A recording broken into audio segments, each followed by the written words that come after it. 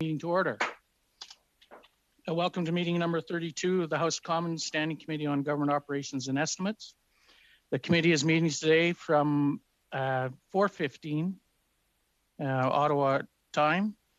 Today to hear from the Minister of Digital Government and officials on the main estimates 2021-2022. I'd like to take this opportunity to remind all participants at this meeting that screenshots or taking photos of your screen is not permitted. To ensure an orderly meeting, I would like to outline a few rules to follow. Interpretation of this video conference will work very much like a regular committee meeting. You have the choice at the bottom of your screen of either floor, English, or French. Before speaking, please wait until I recognize you by name. When you're ready to speak, you can click on the microphone icon to activate your mic. When you are not speaking, your mic should be on a mute. To raise a point of order during the meeting, committee members should ensure their microphone is unmuted and say point of order to get the chair's attention. The clerk and the analysts are participating in the meeting virtually today. So if you need to speak with them during the meeting, please email them through the committee email address. The clerk can also be reached by his mobile phone. For those people who are participating in the committee room, please note that masks are required unless seated and when physical distancing is not possible. I would now invite the Minister of Digital Government to make her opening statement. Minister.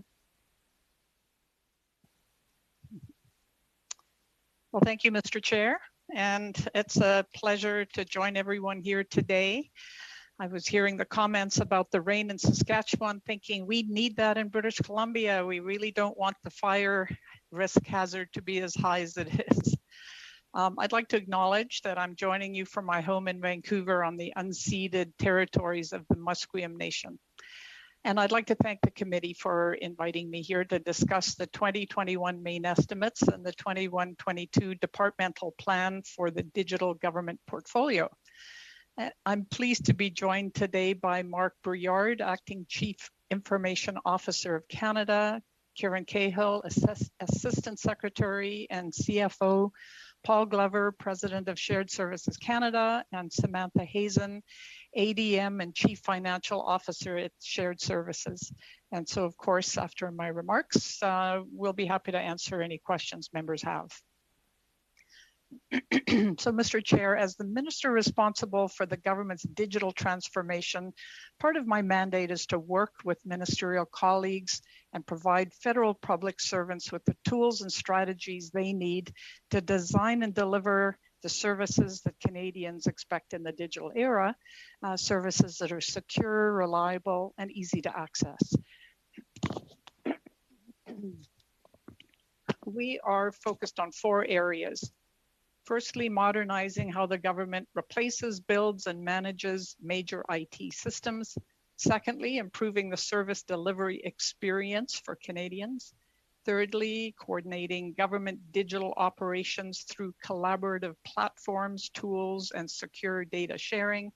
And finally, removing organizational barriers to change by training and recruiting public servants with digital skills and diverse perspectives and other initiatives.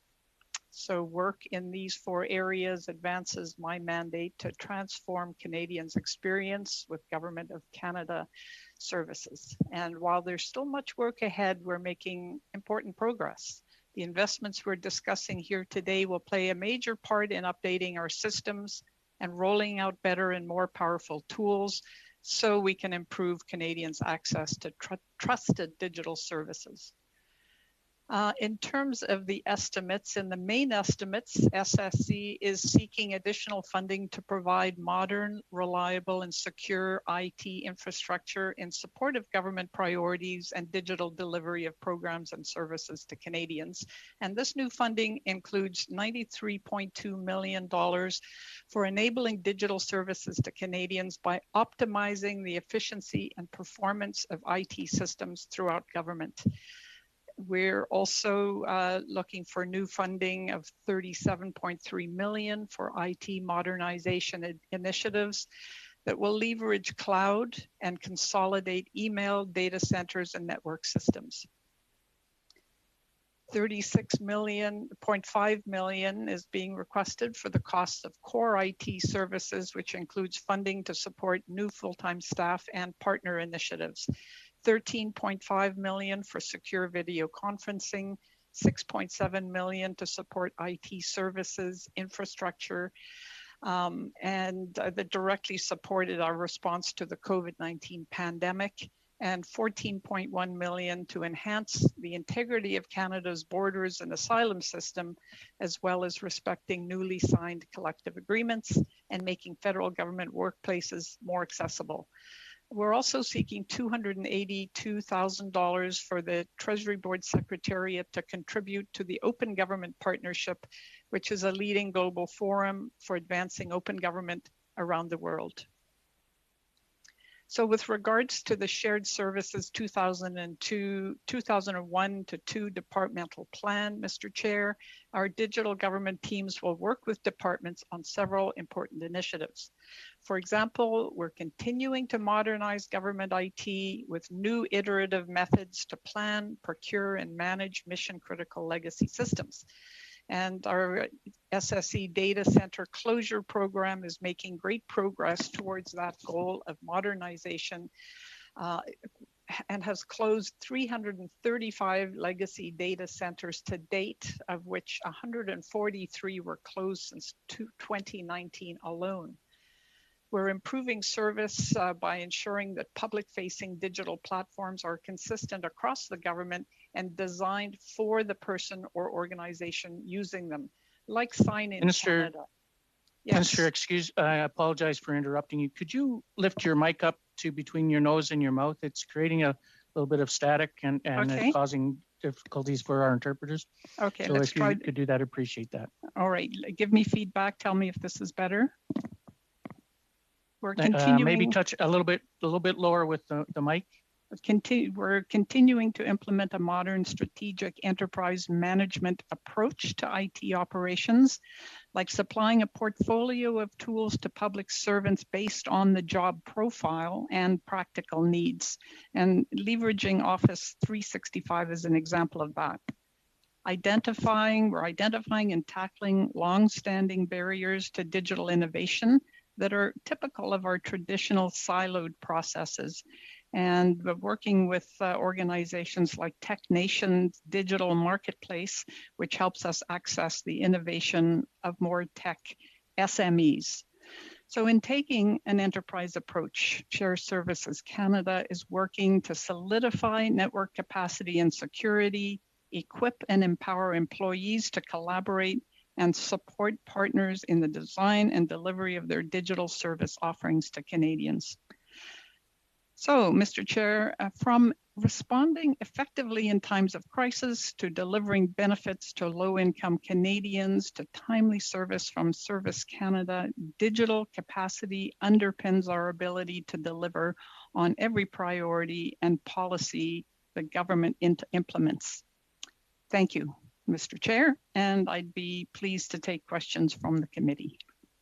Thank you, Minister. And with that, we will now start our questioning. And we will start with Ms. Harder for 6 minutes. Awesome. Minister, thank you so much for being with us today. I believe this is my first opportunity to have a conversation with you directly or to ask questions. So I very much appreciate that chance. In your mandate letter, which I've read in full a few times now, you're instructed to, and I'll just quote it directly, fully implement lessons learned from previous information technology project challenges and failures, particularly around sunk costs, major multi-year contracts. That finishes the quote. Now, the federal government in recent years has awarded internal contracts to technology company Cisco, with high frequency. Now, I don't think this is news to you. Of course, it's made national media. And so part of what some observers, this is part of what some observers are calling a pattern of dependency by Ottawa on a single network provider that has all but shut out competing bids. Are you worried about lack of competition when it comes to Shared Services Canada and procuring IT equipment? Well, thank you for that question. And I can assure the member that integrity and fairness in procurement is a top priority for me. And we have a very collaborative process with industry. SSC is working closely with key stakeholders to ensure that businesses can easily access and bid for government contracts. So I am happy to ask Deputy Glover from SSC to provide more detail about the contract in question. Minister, thank you.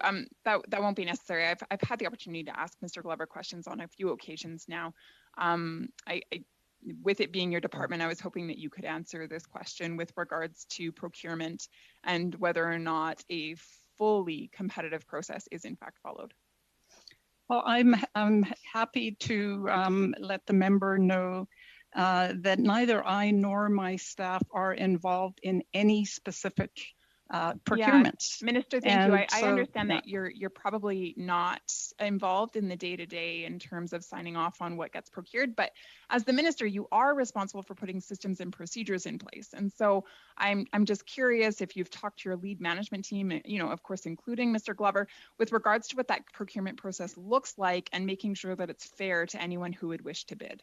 Well, I am very committed to us having a fair procurement system in SSC, and we have such a system. I also recognize that there are the occasional times when there is a need to have equipment that's interoperable with existing equipment, but I would like to bring I'd like to bring the members' attention to a statement by TechNation, who works with the suppliers to the IT industry, and that is to say, I quote, "Shared Services Canada has been a key government leader in working with TechNation, specifically in breaking down barriers to procurement. This includes leading an agile procurement pilot aimed at increasing the inclusion of SMEs and a new initiative, Scale Up, that will target minority-led companies and government contract opportunities. We've also worked very closely together to assist SSC in resolving issues related to its network security and other procurement processes." So I think I think the industry representatives are aware of the good work that SSC is doing and support that. So when the same company keeps getting the bids, does that sound like a competitive process to you? Well, I think I already explained to the member that we are very committed to have a competitive process in any procurement where that is practical, and there are the occasional situations when the existing equipment requires a particular brand of replacement. So it's interesting though, because I'm not actually even talking about existing systems where you're acquiring, you know, new equipment for already existing systems. I'm actually talking about the establishment of new centers. Cisco is still getting the majority of contracts. I find that interesting, and I find it especially interesting when actually the interoperability was tested. So. And the report found that actually Juniper Networks and Arista Networks were both cleared for procurement in 2019. So maybe you could just shed light on any contracts that have been awarded to Juniper and Arista in the last, let's say, 2 years. Well, thanks. And as I mentioned to Member Harder, I will not be commenting on any individual procurements, and we have I'm not asking you to give the details. I'm just wondering if you've procured any contracts with these two industries, these two companies. I'm happy to have Deputy Glover answer that question. Oh, Minister, I was really hoping you would understand your file and be able to engage with me directly. Mr. Chair, I'm happy to answer the member's question.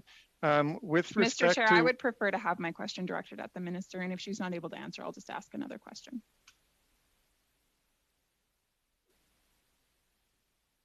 Well, as I mentioned, MP Harder, individual procurements are not something that I'm involved in. I can say we have a clear set of processes to ensure the integrity of our procurement system. And we're working every day to figure out innovative ways to bring SMEs into our procurements. We work with associations of Black, BIPOC, Indigenous, and women-led businesses so that we can understand their areas of strength and interest, and we can make sure that our procurement is as diverse as possible. That's wonderful. Thank you. Thank you, Ms. Harder. Thank you, Ms. Harder. Oh, okay. We'll now go to Mr. McKinnon for 6 minutes. Merci, merci, Monsieur le Président, et bienvenue, Madame la Ministre, bienvenue aux gens. Thank you, and thank you very much, Madam Minister, and witnesses from Treasury Board Secretariat. I'd like to recognize and acknowledge the fantastic efforts that have been made during the pandemic by Shared Services Canada to ensure flexibility, allow employees to work from home and remote. And I think tip of the hat to all of you, to all the efforts that everyone has made collectively at Shared Services Canada, and yourself, Madam Minister, for this exploit. We were somewhat nervous initially, of course, but it's been quite a good run. I know that everyone who are working with you are prepared to do the best together with their colleagues. My first question will, in fact, deal with the pandemic. As a minister, I'd like to know perhaps what your personal reflections are of this pandemic. Should it, might it, accelerate our process of modernizing government systems in Canada? And if so, how?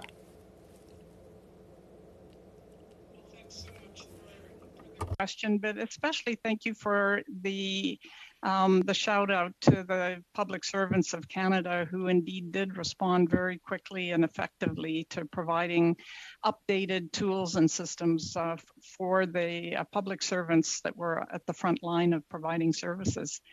I think what we have learned a number of things from this pandemic period, and one is the importance of working across government in a platform approach, which then is a challenge because, of course, historically, departments have been in their own silos and doing their own work to provide the IT systems and to their officials to provide their services. And what we're finding is that we can avoid a lot of duplication by looking at government-wide approach to systems and connectivity. And where that is especially important is for security, because more and more that's an area that is sophisticated and challenging, and we are utterly committed to provide secure data of Canadians. Merci, merci beaucoup, Madame la Ministre. Thank you very much, Madam Minister. I'm very pleased to learn that you're targeting it in that fashion. Now, we have seen and we've taken a look at some of these strategies for procurement that have been, particularly in comparison with prior regimes, much flexibility. And they've not been quite as agile in the past as they are becoming today. The concept of agile procurement is an interesting one, and perhaps you might explain to us the concept and how we might optimize its use in our procurement process. Well, thanks for that question. And agile is certainly a transformation of how we do procurement. So rather than multi-year plans to do a major procurement with a lot of hold-ups along the way while securing funds through Treasury Board, agile procurement is really working with the vendor community very collaboratively to ask them to provide solutions to a problem that the government has, as opposed to going to them and saying, here's what we want to buy, you bid on that. So agile procurement is something the Auditor General has noted that we've really moved a long way in that direction. It means we do pieces, we bite off a piece, we learn from that, and then we tackle the next piece. And so we're not locked into a train of activity that was planned years before and may be out of date by the time a large procurement is finally completed. So agile procurement is certainly what we're doing with our replacement of the Phoenix pay system, and working towards an HR to pay system that will serve public servants very well. And agile is a key fundamental to that. Pouvez-vous nous parler aussi? Could you speak to us a bit about the digitization? This small organization within the Treasury Board, what are they working on? And what kind of resources and funding is being put to it, and how will that funding be applied? Well, thank you for that question. And indeed, we received more funding for our Canadian Digital Service last fall. What the CDS has been doing is creating applications quite quickly, working in the open, that can help provide services to Canadians and a better service experience. So an example of that is at the height of the pandemic, when our government was rolling out benefits and programs very quickly, multiple ones. The Canadian Digital Service created a benefit finder tool where a person could go to one place and put in some anonymized information, and then have on the spot a complete list of the services that they might be qualified for. Thank you, Minister. Before we go to our next questions, it's been brought to my attention that somebody has taken a picture of our screenshot and shared that. As I've indicated right at the beginning, that I want to remind you once again that the meeting, that screenshots or taking photos of your screen is not permitted. And I would ask that they be respected throughout all of our meetings. Thank you. With that, we'll now go to Ms. Vignola for 6 minutes. Merci beaucoup. Thank you very much, Dr. Kitchen. Good afternoon, Ms. Murray, and thanks for being here this afternoon. Shared Services Canada has undertaken an immense modernization project for the entire network and the entire structure. Not only for today's immediate needs, but what we consider will be required in 10 or 15 years in a very innovative, creative, and flexible way. The budget,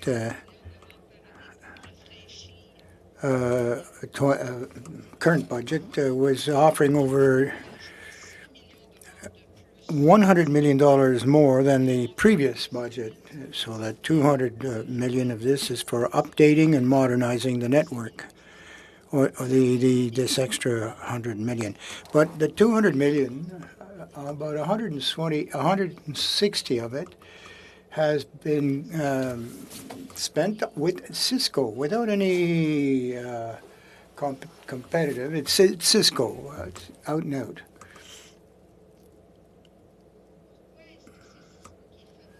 Why is Cisco so favored and generally speaking without much of a competitive framework? Well, thank you for that question, Madame Vignola. And as I was mentioning earlier, with MP Harder, we endeavor to have open and competitive procurements wherever possible, and we have very strong standards in that regard. There are the unique times when the equipment that we are updating relies on some fundamental equipment provided by a sole provider. And in that case, we will do a sole source contract. I'm happy to have Deputy Glover talk more about the specific situation you're asking about. Thank you, Minister. I would just like to reiterate for all committee members, Mr. Chair, that even when a procurement is targeted to Cisco, that is, the requirements necessitate that it must be Cisco equipment, there is a competitive process where a number of vendors are asked to compete for the supply of that gear. That ensures that the government obtains the best possible price when it is targeted. So I know that a number of people imply that that is not competitive. I understand that and wish to provide that clarification, that even when it is targeted to Cisco, there is still a competitive process to ensure the government receives the best price.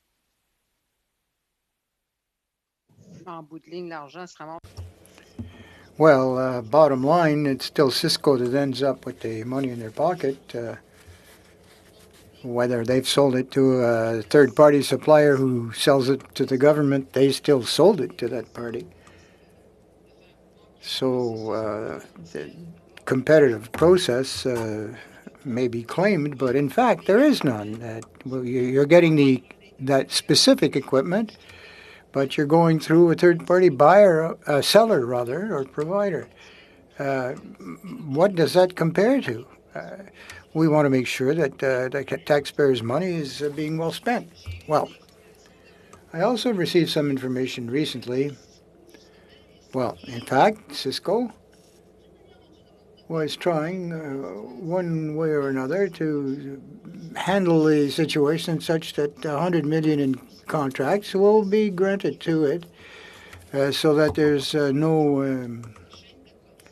no breaks or problems with the supply chain. And of course, it happens to be the end of their fiscal year. Now, is Cisco exerting any pressure to Shared Services Canada or others, PSPC rather, to wrap up these contracts before the end of June in order that they will have forward-looking projects in hand and meet their own financial objectives? Mr. Chair, I can't speak to the objectives and timelines of the vendor community companies, but what I can say is that Shared Services Canada is subject to very robust internal procurement governance to make sure that we have fair, open, and transparent procurement processes. And in fact, there has been an increase of network procurement awarded to other equipment manufacturers such as Arista and Juniper in the past 2 years.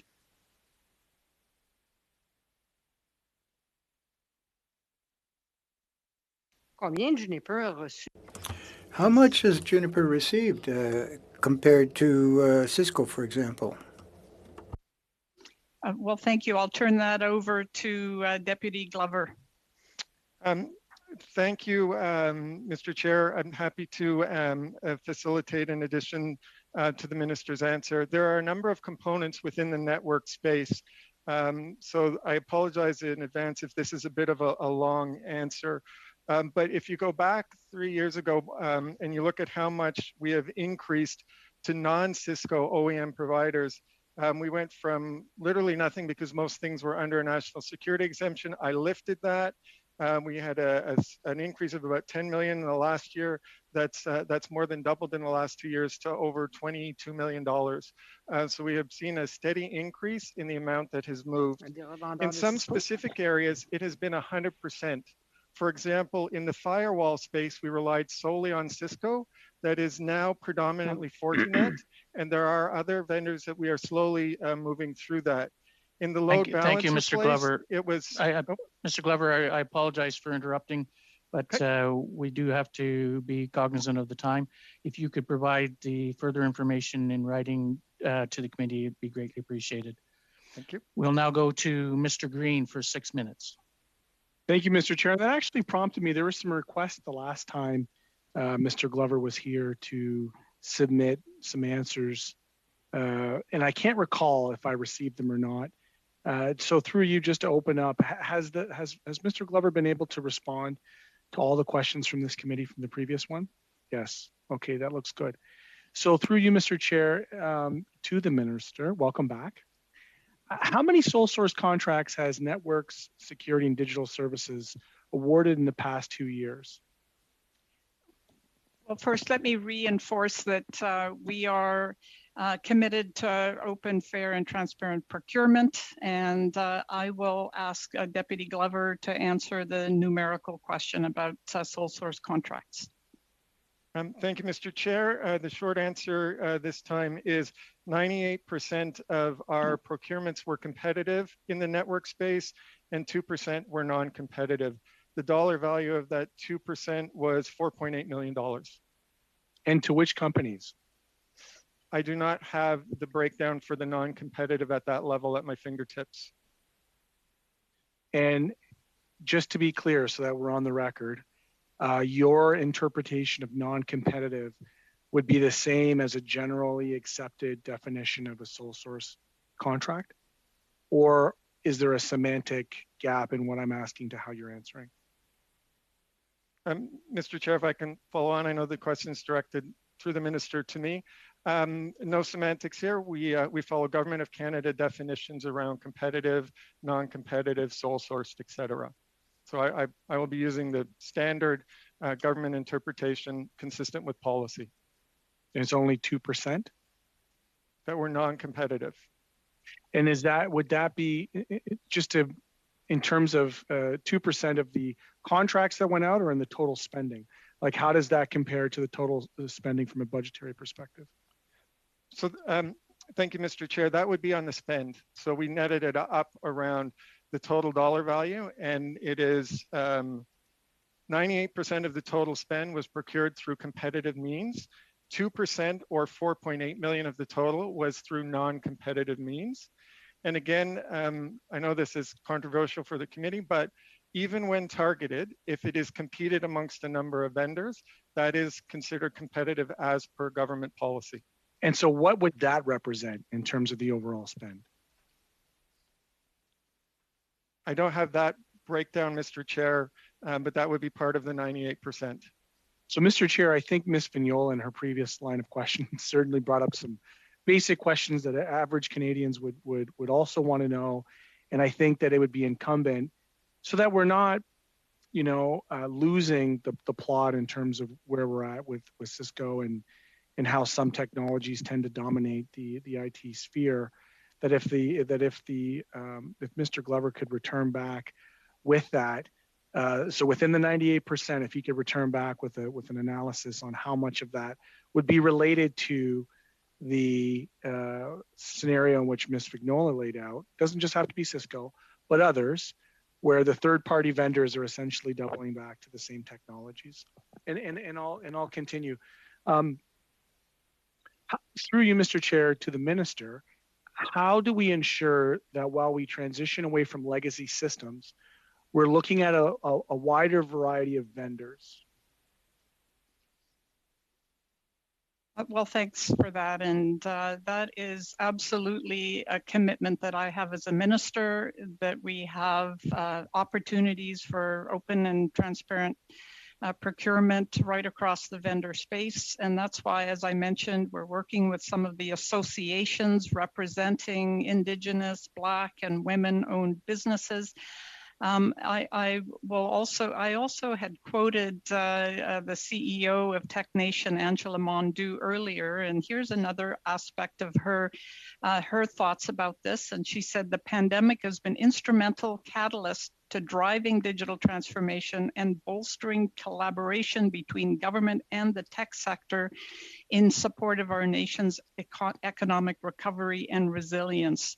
So we work closely with the stakeholder community, and we're very interested in providing opportunities to a variety of businesses. If I could, as my time winds down, and I certainly wouldn't wish to be maybe perhaps as sharp as our committee colleague, Ms. Harder, what I didn't hear there, and I'll finish with a comment, so it's not a question, you don't have to respond. What I didn't hear there was a real compelling plan on how to move away from legacy programs. And I feel like, this is an I statement, that given how far we are into this, given the last time you were here, I can recall even in our first meetings where we had, discussed just how redundant some of this old technology was.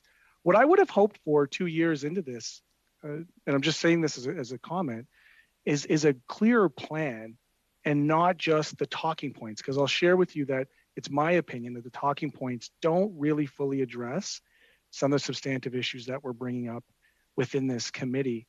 And so I'll hand back the rest of my time and just hope that the minister can provide us with clearer, higher specificity given the kind of technological nature of her file. Thank you.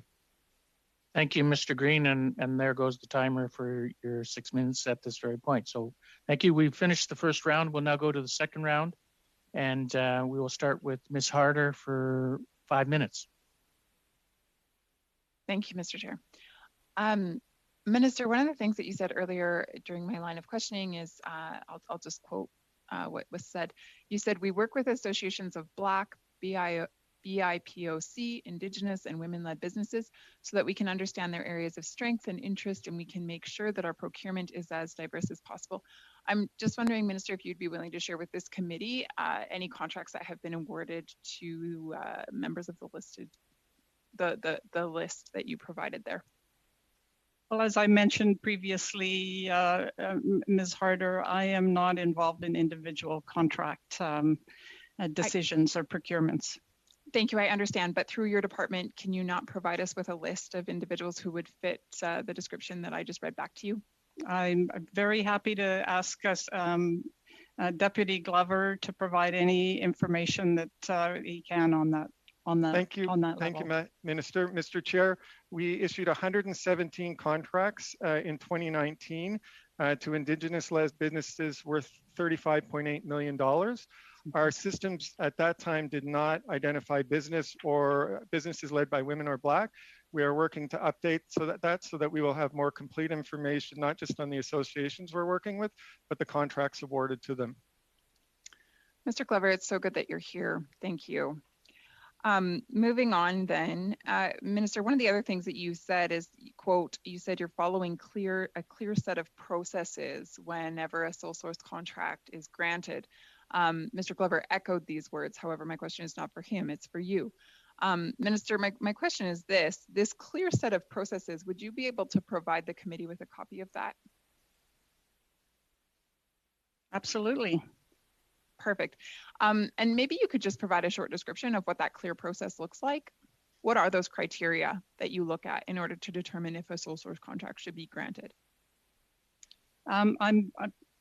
We're happy to follow up with that. And Ms. Harder, I think another impressive aspect of what we're doing from a procurement perspective is that in the fiscal year 2019 to 2020, 97% of SSC contracts were awarded to SMEs, 97%. And I believe that sorry, Minister, my question had nothing to do with that. My question was just, I was wondering if you could expand on what criteria you use in order to determine the granting of a sole source contract. You said it was only done under exceptional circumstances.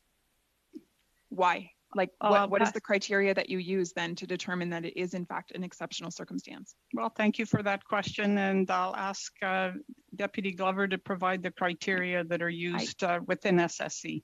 Thank you, Mr. Chair, for the member's question. It is operational requirements. It would have to do with the urgency, the criticality of the government infrastructure and the services to Canadians. And if that infrastructure is at risk, or there are limited numbers of vendors who are able to provide the support and services, those are the examples of the process that is used. It goes through a governance committee where it is challenged and reviewed by people outside SSC to make sure that we are objective and transparent in what we are doing. Minister, is the criteria that's used for granting a sole source contract, is that criteria consistent each time a contract is awarded? Well, thanks for that question. And that's the purpose of having a framework for accountability on these matters, is that would be consistent. Okay, Minister, who determines that list of criteria or that framework that you're referencing? Well, thanks for that question. And it is Deputy Glover that can answer the detail as to how that was put together. No, I just was wondering who signs off on that.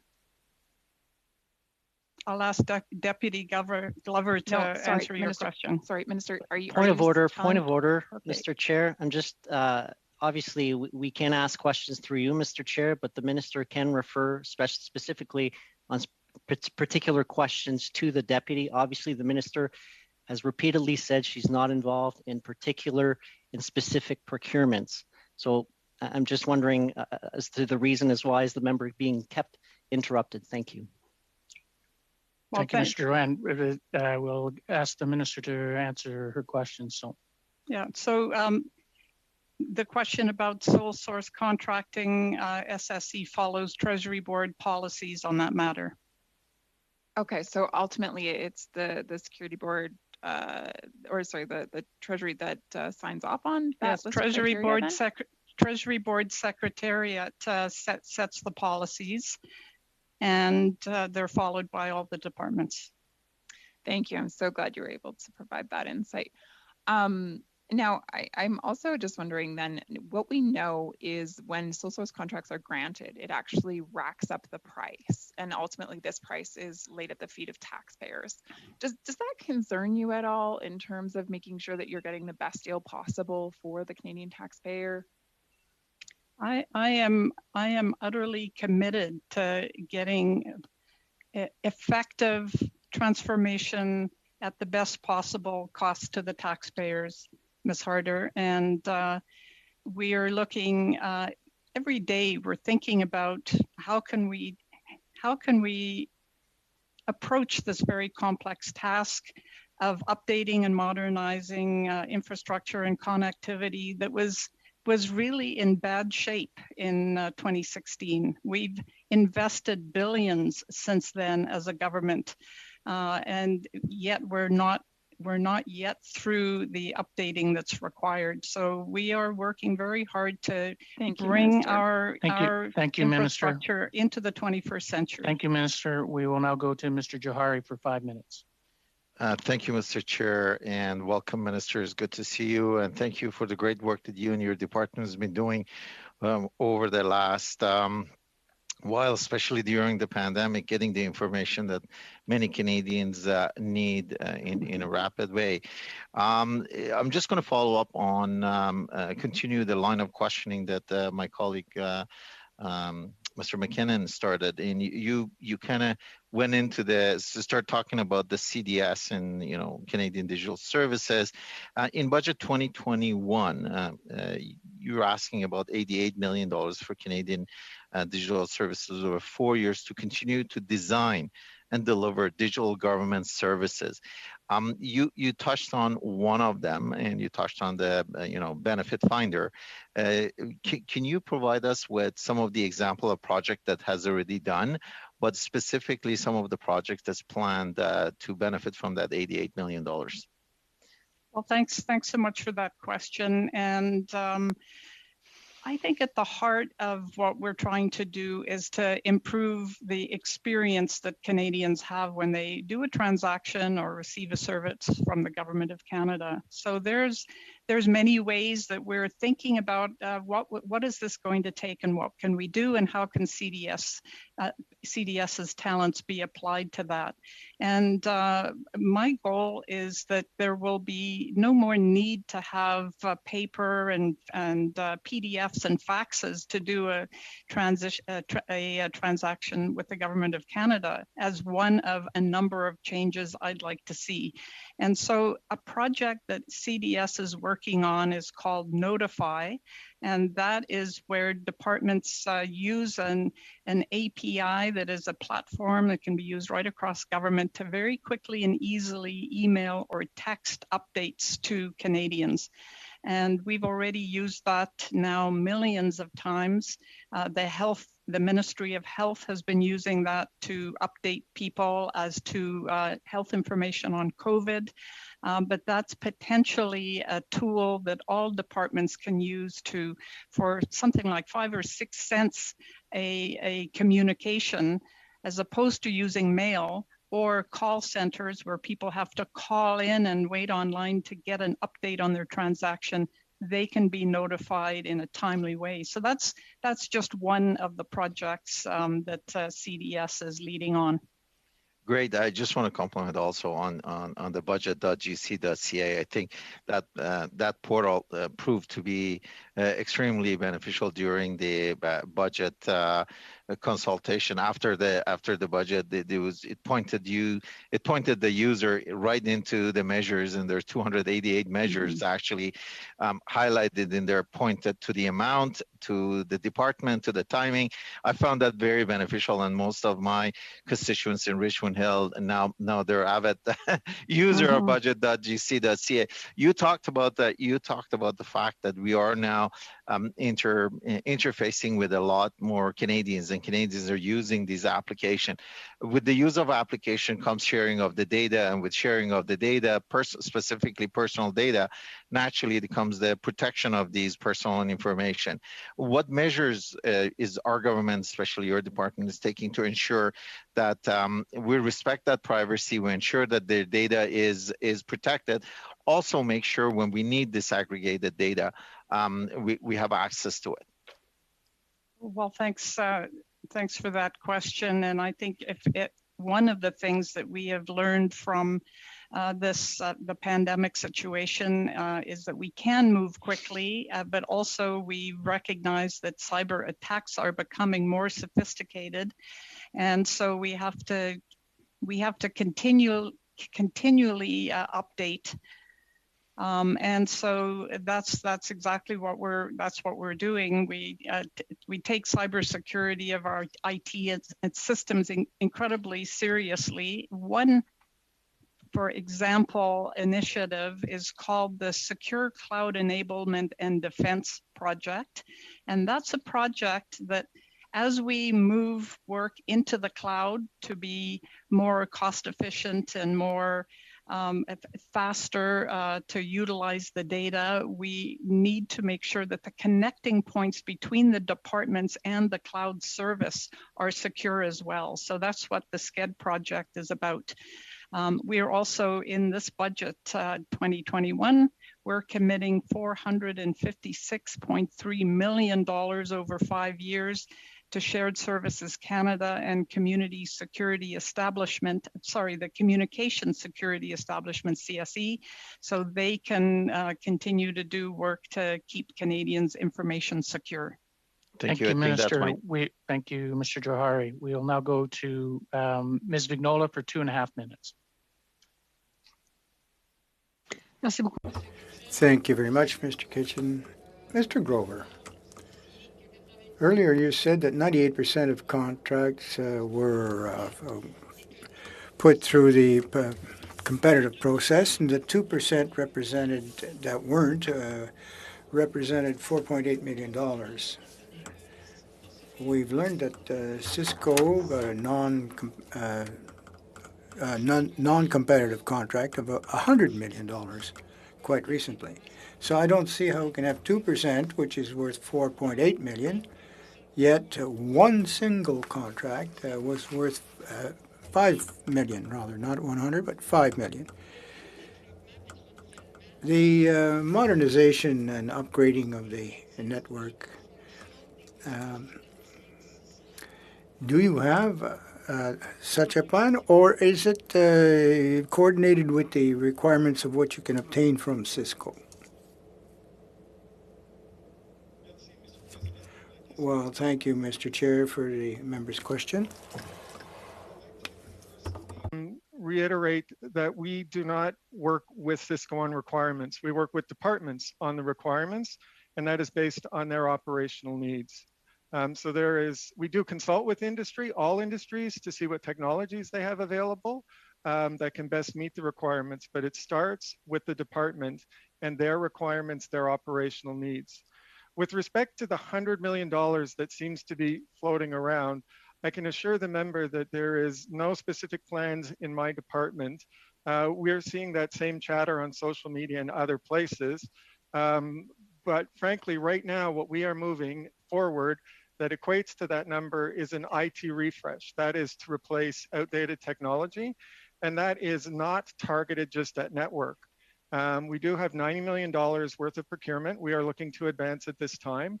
And that is targeted for things like outdated Windows servers, outdated Linux servers, upgrades to the mainframes. It is quite a comprehensive IT refresh program.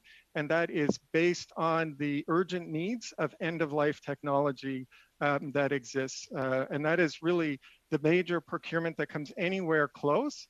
And that will not go to one department, that will go to a number, one organization, that will go to many, many different vendors.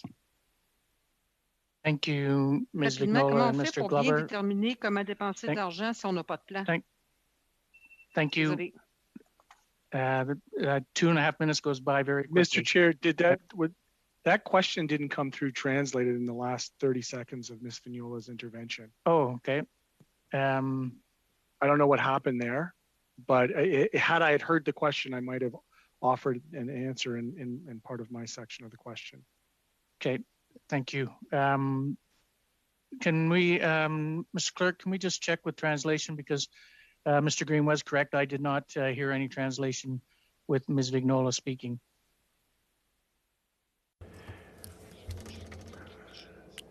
There were defender of Francophone language here in the House of Commons.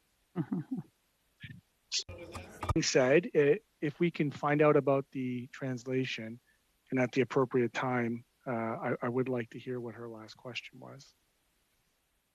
Mr. Chair, I've been informed the translation and the interpretation, is working. You may just want to ask if the committee wishes for Madame Vignola to repeat her comment. Certainly, I will ask committee, is there consent for Ms. Vignola to at least repeat her comment? And I'm seeing no. Ms. Vignola, would you just quickly repeat your comment?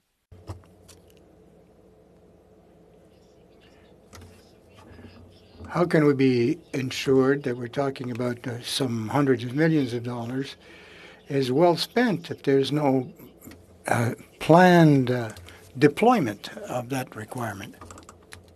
Thank you, Ms. Vignola, and that's a great question. And if Mr. Glover or the minister can respond to the committee in writing, that would be greatly appreciated, unless Mr. Green wants to follow up with that question in his time frame. We'll now go to 2.5 minutes with Mr. Green. Thank you for the indulgence. I will allow that to come back in writing. I'd like to know a little bit more about what steps the department has taken to expand the interoperability and to ensure the government does not become overly dependent on one particular IT company. Through you to the minister. Well, thank you for that question. And I interpret interoperability to mean that we move past the era of siloed departments, where a department would be putting together their own application for providing a service that may be the same type of service that another department provides in a different context. So we're trying to do clear, not so much on the service, on the actual IT side, so that the different technical aspects can work together, rather than having basically a monopoly or a monopolized IT service. Well, thank you for that question, and we're working at that on both levels. For example, Sign In Canada would be a way that a person only needs to sign in and authenticate themselves once, rather than every time they are interacting with the government. So with respect to the infrastructure side of that, I'll turn it over to either Mr. Brouillard or Mr. Glover to answer the question about interoperability of equipment. Thank you, Mr. Chair, for the member's question. Very briefly, we are attempting to increase the number of truly open. So we've talked about targeted, where it's competed amongst. We have also been increasing the open. pure open. We are agnostic to the technology that comes back. And there have been quite a few areas where we have moved 100% off of Cisco. Wi-Fi used to be completely Cisco. It is now predominantly HPE and Extreme Networks. In building used to be remote access was predominantly Cisco. That is now a service we get mostly through Bell, along with a few other providers. In building, we've added Extreme Networks, Ruckus, and Juniper. So we are trying to expand the opportunities very deliberately to allow for that interoperability. I would say that we are guided by best practice, which is not to have too many vendors, but to have a balance so that we are not reliant on one vendor, but too many vendors creates interoperability problems even when they claim to be interoperable, because maintaining that interoperability as they do upgrades and as the systems evolve over time tends to be a very real challenge. So we want to make sure we are never reliant on one. So we are deliberate in trying to expand, but we don't want to go to huge numbers either. And we try and find the balance dependent upon the technology and who are the leaders in that marketplace. Thank you, Mr. Glover, and thank you, Mr. Green. We will now go to 5 minutes from Mr. Paul Hoos. Thank you very much, Chair, and good day, Ms. Minister. I know the questions can be quite complicated because it could be technical, but mine is simple. Do you feel that the company Huawei constitutes a threat to Canadian systems?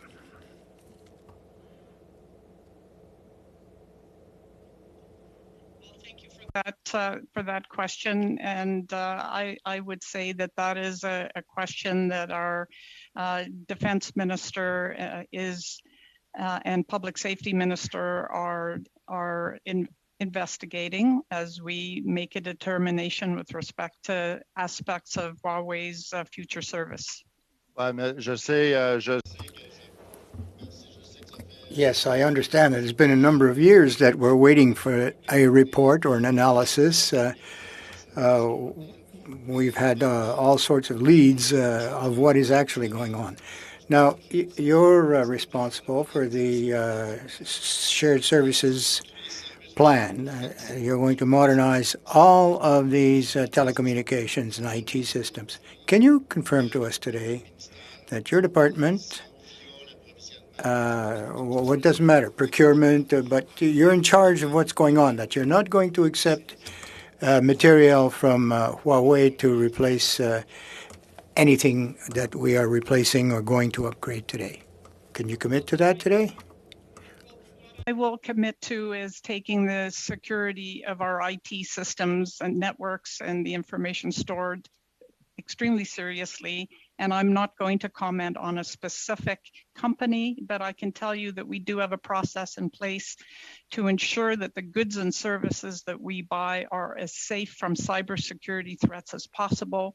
We also work very closely with the Canadian Centre for Cyber Security. SSC and Chief Information Officer are key partners in that center. Je vois que vous lisez vos notes, Madame la Ministre. I can see that you're following your notes. We don't really need that. So there are infrastructure up in the northern part of Canada that do use Huawei equipment. Have you been briefed on that? No, I haven't been briefed on that. And I can tell you that in SSC, we are being very careful that the security of Canadians' data is not compromised. Okay, donc si je vous parle que Huawei en 2000. So if I indicate that Huawei indicated that they're associated with Aristel and ICE communications, and about they intend to have about 70 population areas in Quebec that will be serviced by them. So you were unaware of this? Well, thank you. We have no partnerships or contracts with Huawei, and I'm happy to have Deputy Glover talk more about plans in that regard. Mais vous me dites No, but you're indicating that there's no agreement with Huawei with the government. But do you know if they're being deployed with ICE wireless? Because the federal government would have had to provide some permission or licensing for that kind of deployment. Are you aware of that?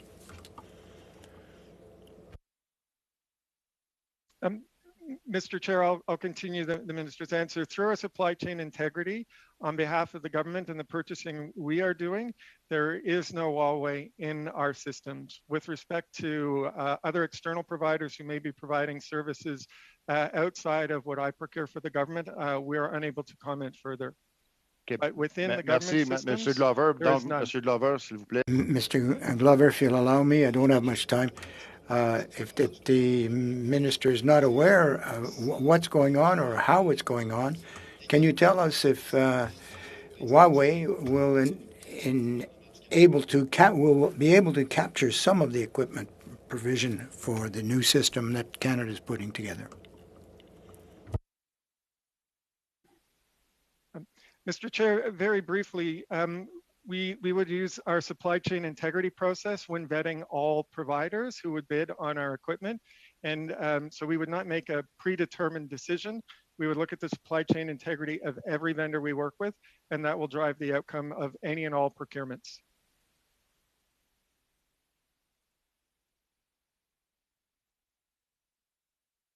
Merci. Thank you. Paul Hoos, and thank you, Mr. Glover. We will now go to Mr. Kazmierczuk for 5 minutes. Thank you, Mr. Chair, and thank you, Minister. It's always wonderful to see you at committee. I wanted to turn the discussion to the future of work, and Shared Services obviously is very much a future-focused organization. How did COVID-19, in your opinion, change the priorities and the goals that SSC had in terms of supporting our public servants to work from home? Well, thanks for that question. And I would say the COVID pandemic really intensified our determination to modernize and transform our IT systems, and also showed what can be done when we're focused and are able to really throw everything at providing a solution, because that's exactly what SSC did. I do want to just reinforce how proud I am of the public servants in digital government and the type of commitment that they showed. I'm working up a strategy and a roadmap going forward. We haven't actually made that public yet, but we have a very coordinated and I would say strategic approach where we're looking at not just how we modernize big legacy systems, and goodness knows we inherited many of those. We're also looking at how we can improve the service experience that Canadians have when they do their transactions. Thirdly, we have to shift to platform approach, as I've spoken about a couple of times, and that is a complex task that SSC is very involved with, and digital government provides direction and policy advice on that. And lastly, we're tackling the barriers to change that are inherent in a siloed ministerial structure of government. So it's not one thing or another. We're looking to move down a path, roadmap of change that will really transform how the Government of Canada operates with respect to digital. I think Canadians deserve no less. We want to be providing services in a way that with the kind of experience they have from some in the private sector, we want to do that kind of job for people in Canada as a Government of Canada. Pretty much answered my second question as well, which is how will we support departments as COVID-19 restrictions ease, and you've answered that by talking about what a digitally enabled workforce means to you, and and what do you think the public service will look like after the pandemic? Is there anything else that maybe you haven't had a chance to provide us with in terms of a glimpse of what that workforce could look like, that public service could look like after the restrictions ease? Well, thanks for that question. I think that we still have a lot of work to do to bring our systems, our tools into the modern era. And one of the things that happened because of COVID-19, when public servants overnight had to move to working from home when all of their tools and equipment were in their offices, is that we very quickly rolled out digital collaboration tools like Microsoft 365 that they hadn't had access to before.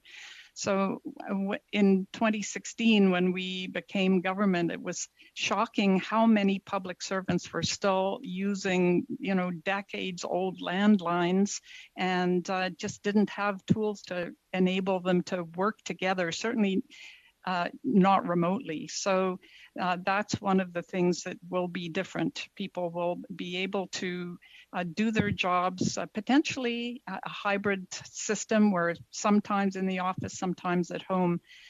I also want to point out one of the big challenges has been the proliferation of data centers that are aging and create risk actually for the applications that are housed in them. And so this has been a very big priority for Shared Services Canada, has been closing down many of those smaller data centers and creating enterprise centers or cloud services so that the applications can be more cost effectively housed, more secure, and more effective for the departments that are using them. So that work is ongoing and there's a number of years still to go. But we have $37.3 million in our estimates right now to continue that work. Thank you, Minister, and thank you, Mr. Kuzmierczuk. And with that, we come to the end of the hour. And Minister, we'd like to thank you for your appearance to the committee today. And with that always said, a pleasure. We look forward to seeing you again when it comes to supplementary estimates. With that said, we will now continue with the officials for the second hour. And in light of the time, as I look at the time, be respectful of that and the fact that we would like to cover the issue of the main estimates at the end of the meeting today. I'm going to say that what we will do is we're going to go with the first round with 6 minutes each, but in the second round we will go to 3 minutes for everybody and we will go the Conservatives, the Liberals, then the Bloc, and then the NDP. And that way, hopefully, we will be in time within our time constraints to move forward. So with that said, we'll start with Ms. Harder.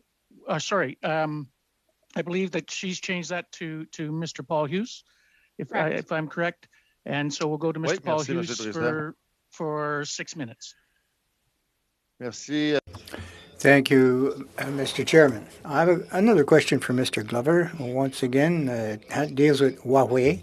TVO in Quebec, a documentary was done under the heading of La Brèche, explaining the presence of Huawei in Canada, the security concerns, and the conclusion of this particular program was that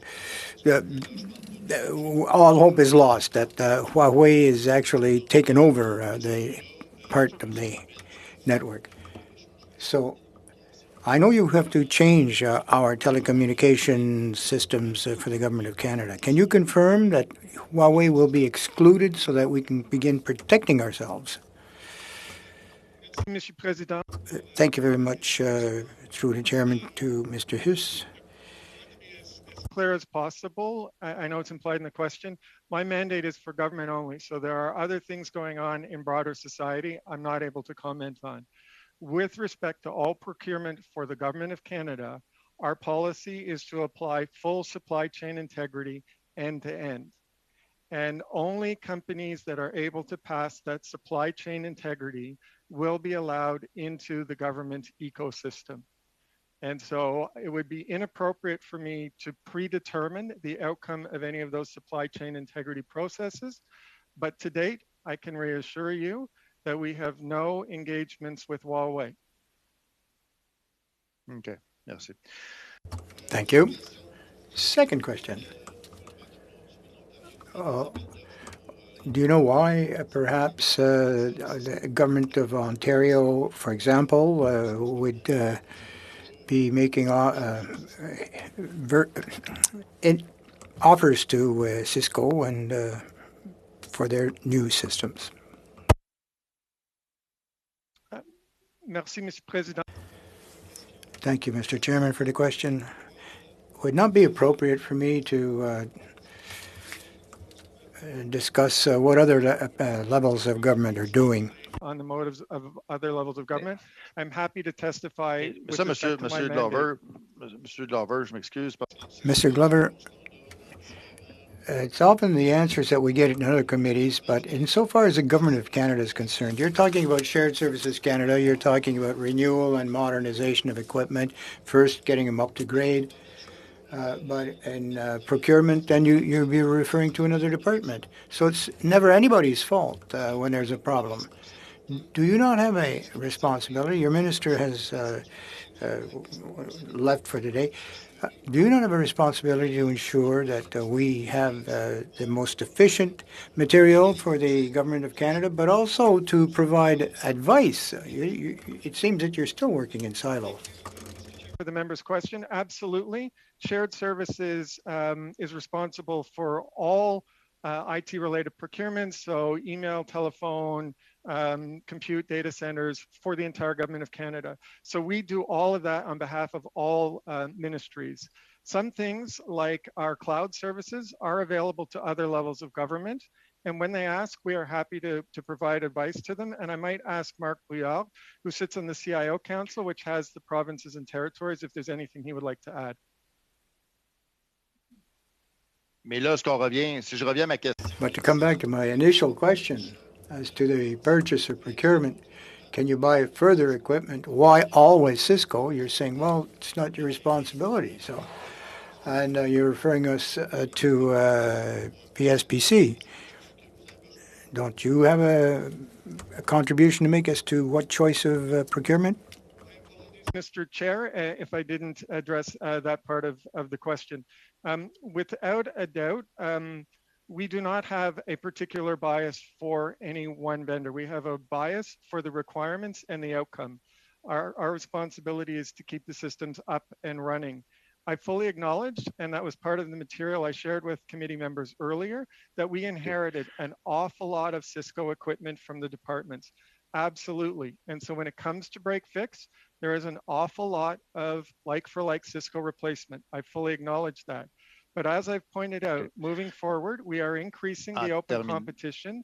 And there are 4 areas: Wi-Fi, remote access, load balancers, and firewall, where Cisco was the predominant supplier, and they are no longer the predominant supplier. And in some cases, they are not a supplier in those areas at all. La liste au comité? Could you provide a total list of the contracts issued to Cisco over the last 5 years?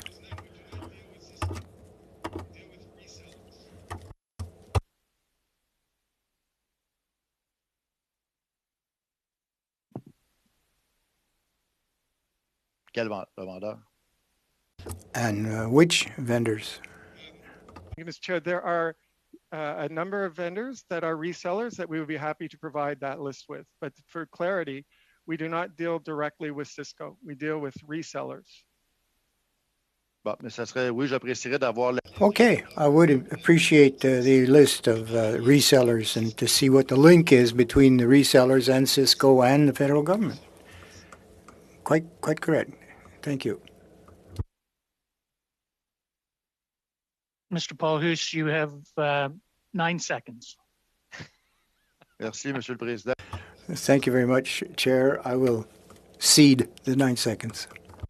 Thank you, Mr. Paul Hoos. We'll now go to Mr. Drouin for 5 minutes. Isn't it not 6, Mr. Chair? correct? I apologize. I'm changing to, yes, 6 minutes. That's okay. Mr. Duan. I appreciate that clarification.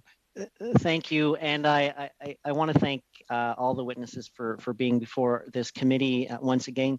Mr. Glover, I do want to touch on interoperability and the challenges that SSC faces, and how do you see addressing interoperability and making sure that SSC is not locked into particular technologies that doesn't allow that communication to communication between technologies within the network? Thank you, Mr. Chair, for the member's question. The first is through the digital standards that the Office of the Chief Information Officer and Mark's office has established. There is a call to adopt open standards, and so that will be driving our work moving forward. So anybody that is able to comply with those open standards will definitely be a move that we are making to comply with that standard. The second, and I want to be very frank about this, is as an enterprise service provider, we don't want to be reliant on one vendor. That gets lock-in. That is a dangerous place to be. As I've shared with previous advice from Gartner and others, the industry best practice is to diversify a little bit where you can, but it is a little bit. We would not want 30, 40 different vendors that we are working with, because while it may be interoperable, it requires different training, different skill sets. And we have seen instances where that has not worked, where things that were said to be interoperable, mainframe memory that was certified, that we went with an open competition and we plugged it in and it couldn't work. The vendor couldn't make it work. And they tried and tried. And at the last minute, with literally days before the department needed that mainframe memory working, we had to do an emergency purchase. There are other instances where the equipment throttled the backups and they were working at 1/8 the speed, because while it was interoperable, the algorithm on the software was different. And at 1/8 the speed, we were running out of time to complete backups.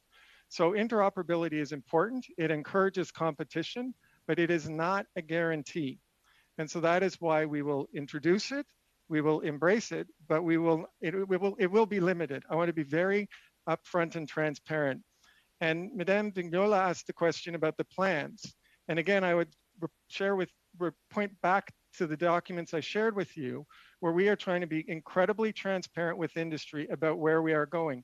The Network Way Forward document lays out what we think the issues are so that industry can propose to us what they think are state-of-the-art solutions so that we can work with them to pick the vendors of choice that we will work with moving forward.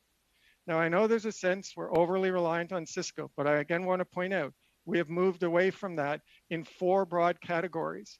There are also times when it's open and competitive and Cisco has won. So we will continue to use those processes moving forward. So just so I understand, when you say there's, you've sort of moved away from Cisco, are we talking about if there was, do you have percentages in terms of those network blocks, like in the WAN space or in the LAN space? And I think you and I have chatted about this in November. And what I'm hearing from industry is SSC has already shared with us back in 2014 their plans on networking procurement. Now we're back at ground zero, starting all over again. And SSC continues to talk about the legacy systems that they've inherited. So why should we believe SSC now? So what sort of measures are you going to put in place to ensure that you can really have that 2 OEM environment within the network blocks? Thank you, Mr. Chair, for the member's question. The first is we're going to be transparent and documented. And so that's why we have the Network Way Forward document. And then in addition to that, we have a lower level, more technical reference document moving forward. We have regular industry days where we open these up. We work with industry to hear their feedback on it, to update them, to guide our processes moving forward. So we're not just having meetings, we're documenting them, we're publishing the papers, and we have regular interventions and discussions with industry. All industries open to that. Through the pilots with technicians, we're making specific efforts to reach vendors we didn't traditionally reach. Not stopping there, because I understand the concerns that have been directed at my organization. I instructed the organization to not apply universally the national security exemption, but to do it on a case-by-case basis. The national security exemption was applied universally on everything before, no longer the case.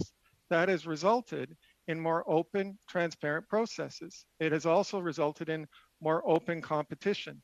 And that's how we've been able in the last 2 years to move away in the 4 areas.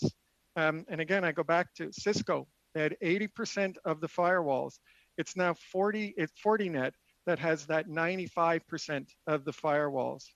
Load balancers was Cisco. They have no load balancers. It's F5 and A10. And I can go on. That's not to say that Cisco isn't a big player in our network, but when we see the opportunities, we seize them. The final thing is through our governance. As I said earlier, we have a process where all the requirements that require like for like are reviewed, and it is not just my staff. We have an external industry expert who sits on that process to make sure that we are behaving to industry norms and standards. Thank you, Mr. Drouin. And we will now go to Ms. Vignola for 6 minutes. Thank you very much. Mr. Plover. The pandemic has resulted in acceleration of a number of processes and the need to really adapt rapidly to the situation. We had thought that it might have taken years to put things in place, and that's being accomplished now.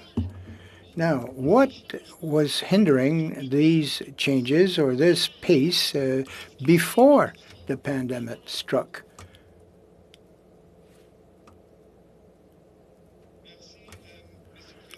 Thank you, Mr. Chairman, for the member's question. Well, question, in my opinion. I believe that in the past, we were focusing solely on schedule and cost risk. Everything was about, give me the perfect plan, contain the costs. And we weren't behaving in an agile way, and we weren't focusing on the outcome risk. And through the pandemic, we still managed cost, but we were far more aggressive on schedule. We didn't wait for the perfect schedule. We focused on the cost of not doing something. And that forced us to accelerate. And I'll be very candid, the early days were bumpy. They were messy. They were not perfect. But we literally twice a week would sit down on the network and say, what did we do on Sunday night? How did it work? And let's make changes on Wednesday. And we iterated fast, quickly, to fix our mistakes, to make things better quicker. And if we can continue to behave that way, I think that we will be able to keep up this pace. D'accord. Donc, all right. So we can change things. You know, we can get the machine up and going quickly. We know that we have network problems, storage problems, security issues. If we can get this machine working up to speed now, I think that we'll solve a number of these questions. How much time would it take to, suppose pandemic was over tomorrow, but we continue to work at the same manner as currently to find solutions, be creative, etc., agility, and we modernize and upgrade, how long would it take?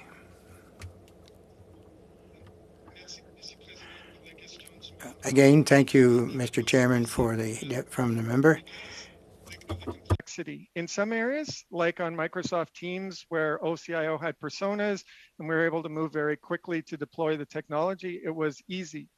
In other areas where we have systems, not the hardware, but the systems that need to be modernized to be able to operate in the cloud in a cloud native way, those will take longer.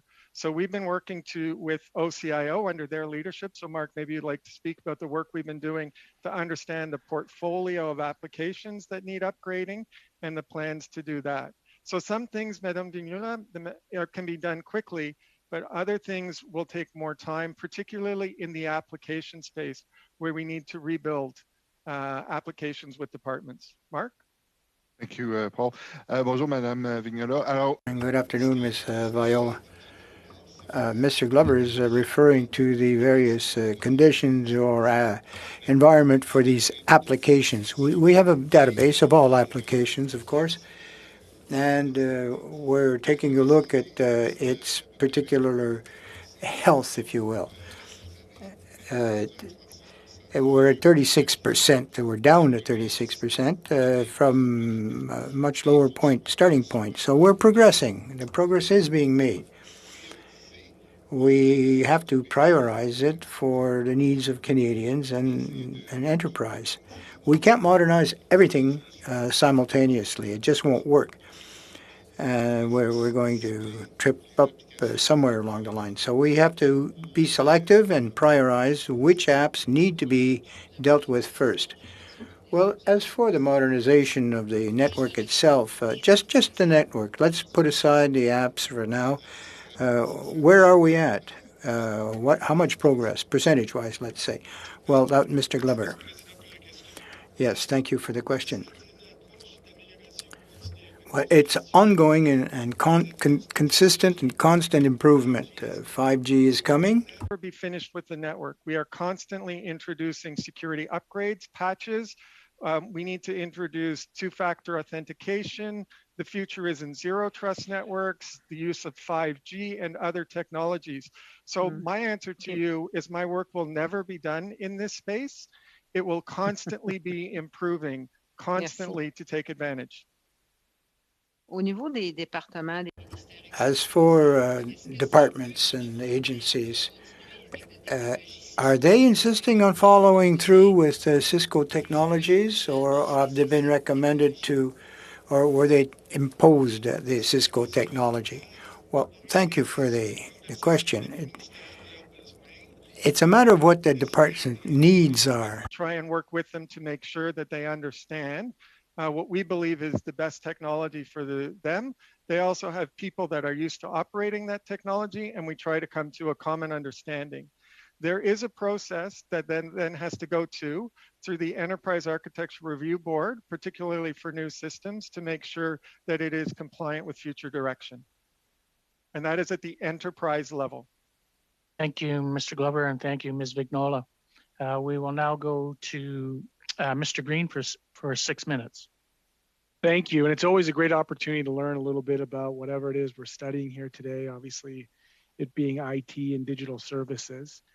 And I feel like in some ways, having heard a lot of the questions and the juxtaposition, particularly with Cisco and Huawei, just so that I understand, would these not be like competing interests?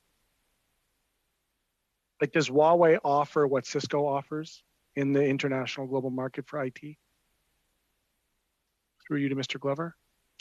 Thank you, Mr. Chair, for the member's question.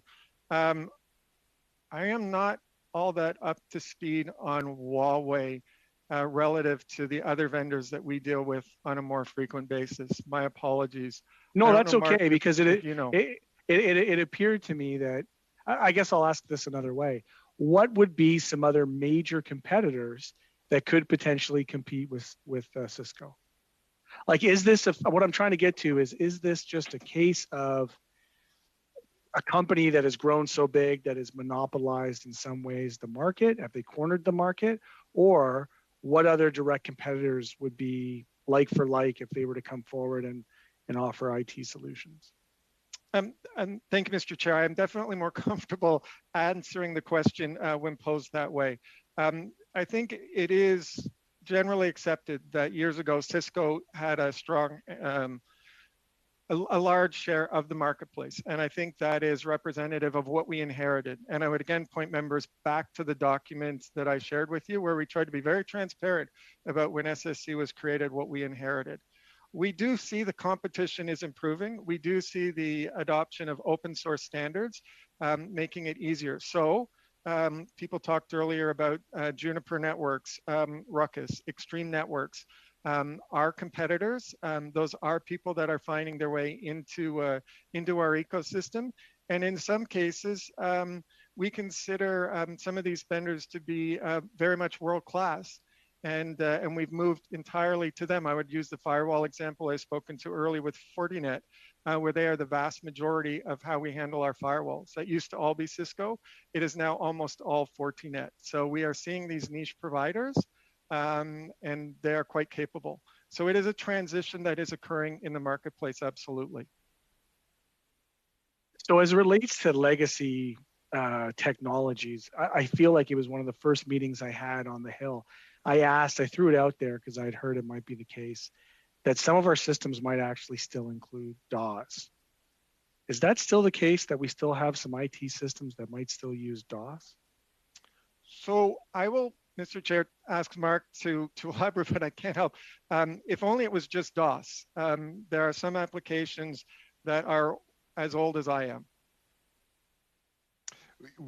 Thank you, Paul. We joke that, yeah, some of the systems that run the old age security are ready for old age security. These are mainframe solutions that are written way before DOS on COBOL and other legacy platforms.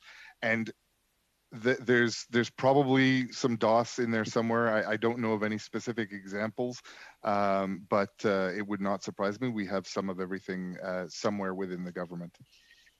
So given that in the past several months, we've seen major IT cyber attacks against Microsoft and SolarWind, who've had significant impacts on the governments and businesses around the world, how concerned should Canadians be that our aging IT infrastructure is increasingly vulnerable to these attacks, particularly referencing that we might have some old age OAS type infrastructure out there? So, Mr. Chair, I'll start, and I would ask Mark to complement my answer.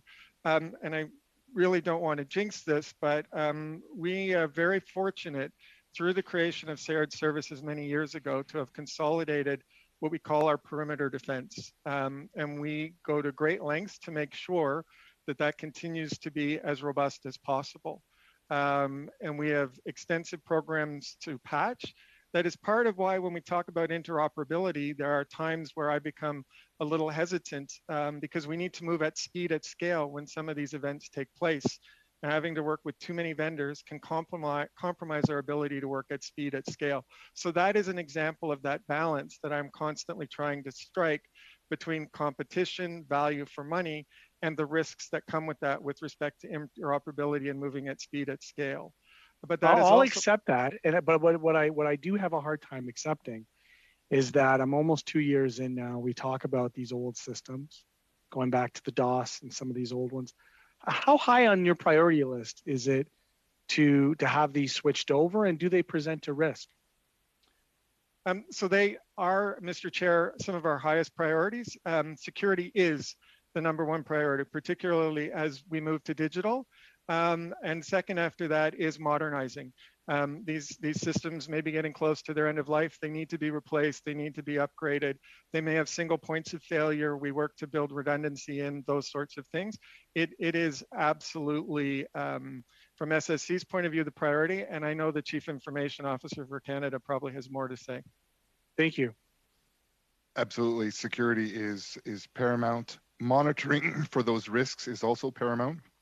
The interesting thing is sometimes when technology gets so old, it's things that hackers don't go after anymore. So the biggest risk is the things that are widely deployed, but that are not patched, that are not on the current versions. And that's some of the stuff that Paul's organization and the CCCS monitor very closely because we have to be aware of what the threats are and make sure that the systems are patched to accommodate those. So do we still have stuff hanging out on floppy disks? Thanks. Like, are we still using the... Thank you, Mr. Green.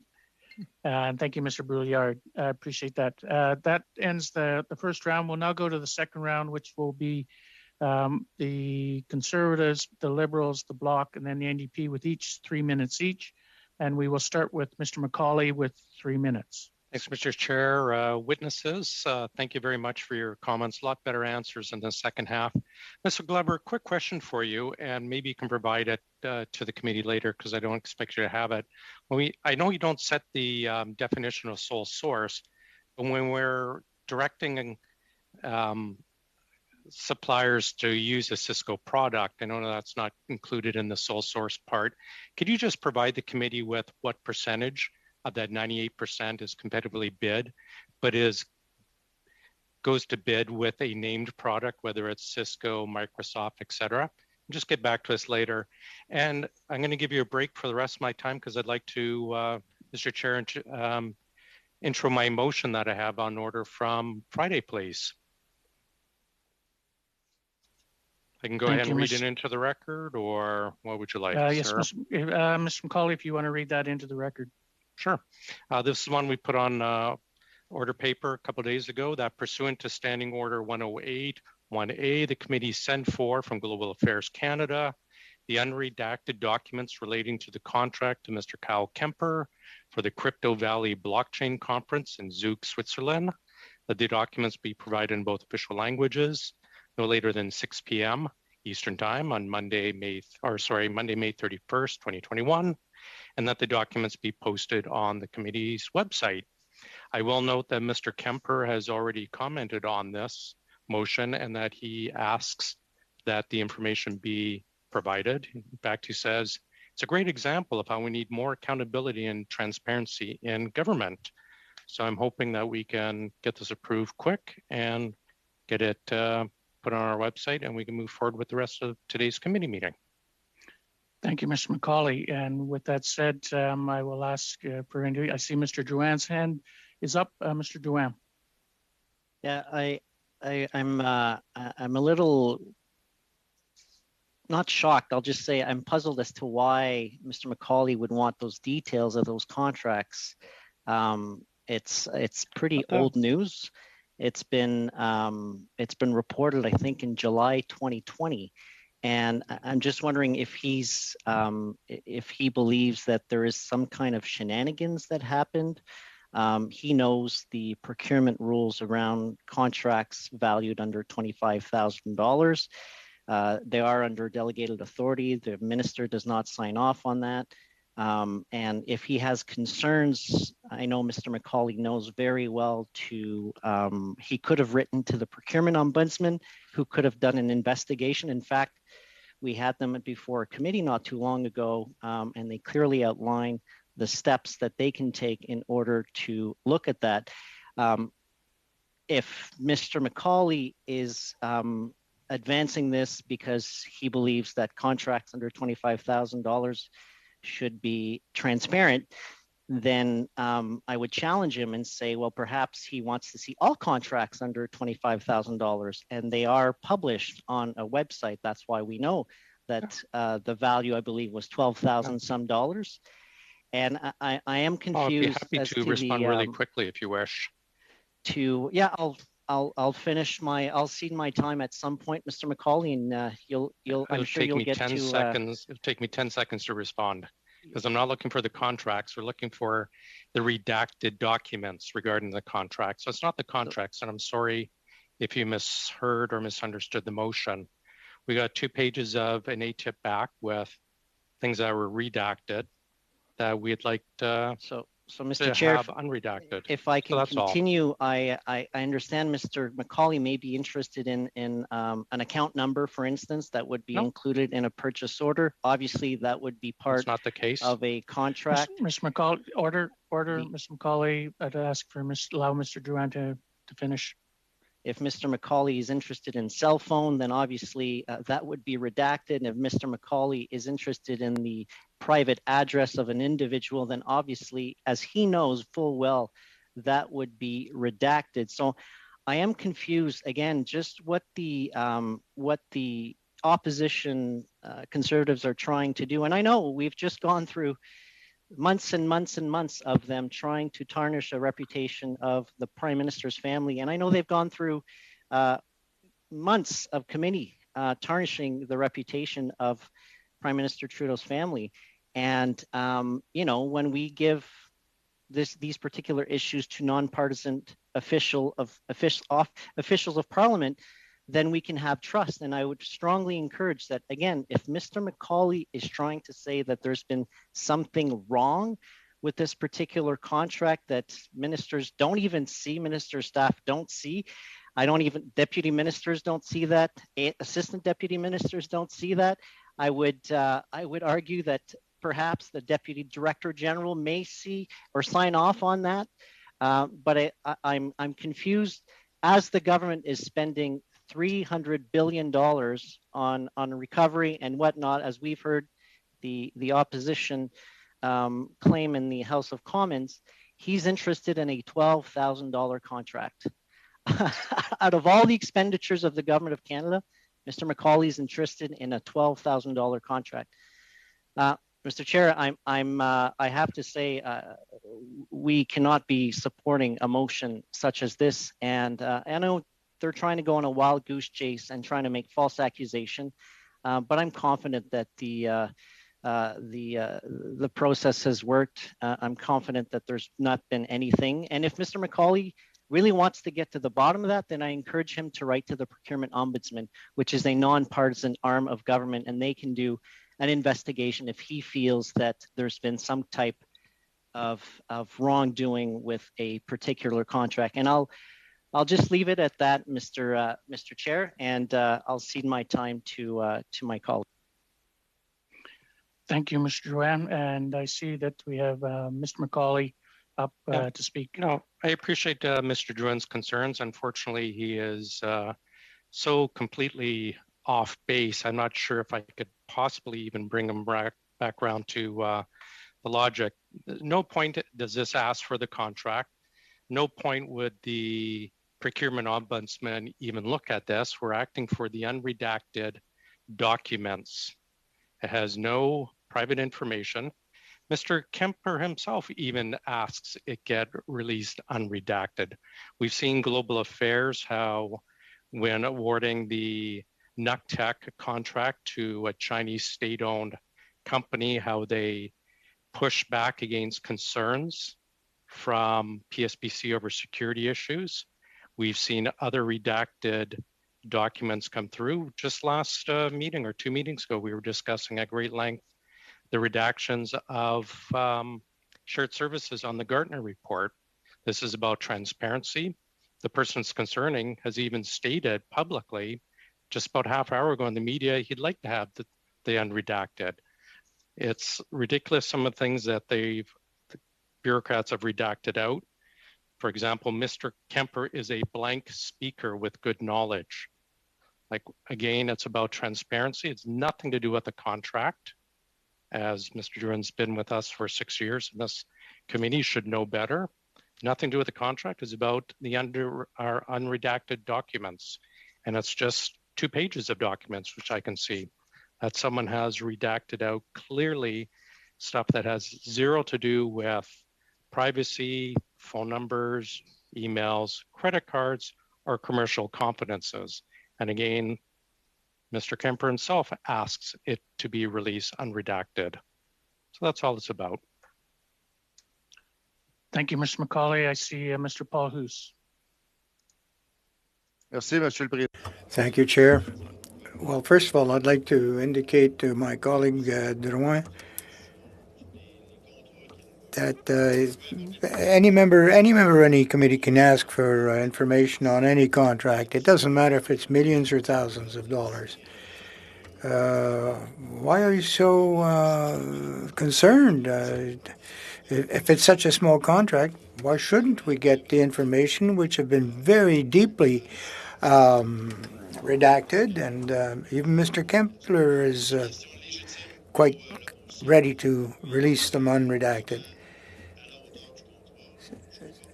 Now, I don't understand why the Liberals are so timid and chilled to not deal with the issue. Thank you, Mr. Paul Hoos. We have Mr. Kazmierczak. Thank you very much, Mr. Chair. Just going to lower my hand here. So, yes, we do have the right to ask for anyone to present present the details of a contract, but again with Mr. Kemper, he was asked to participate in a conference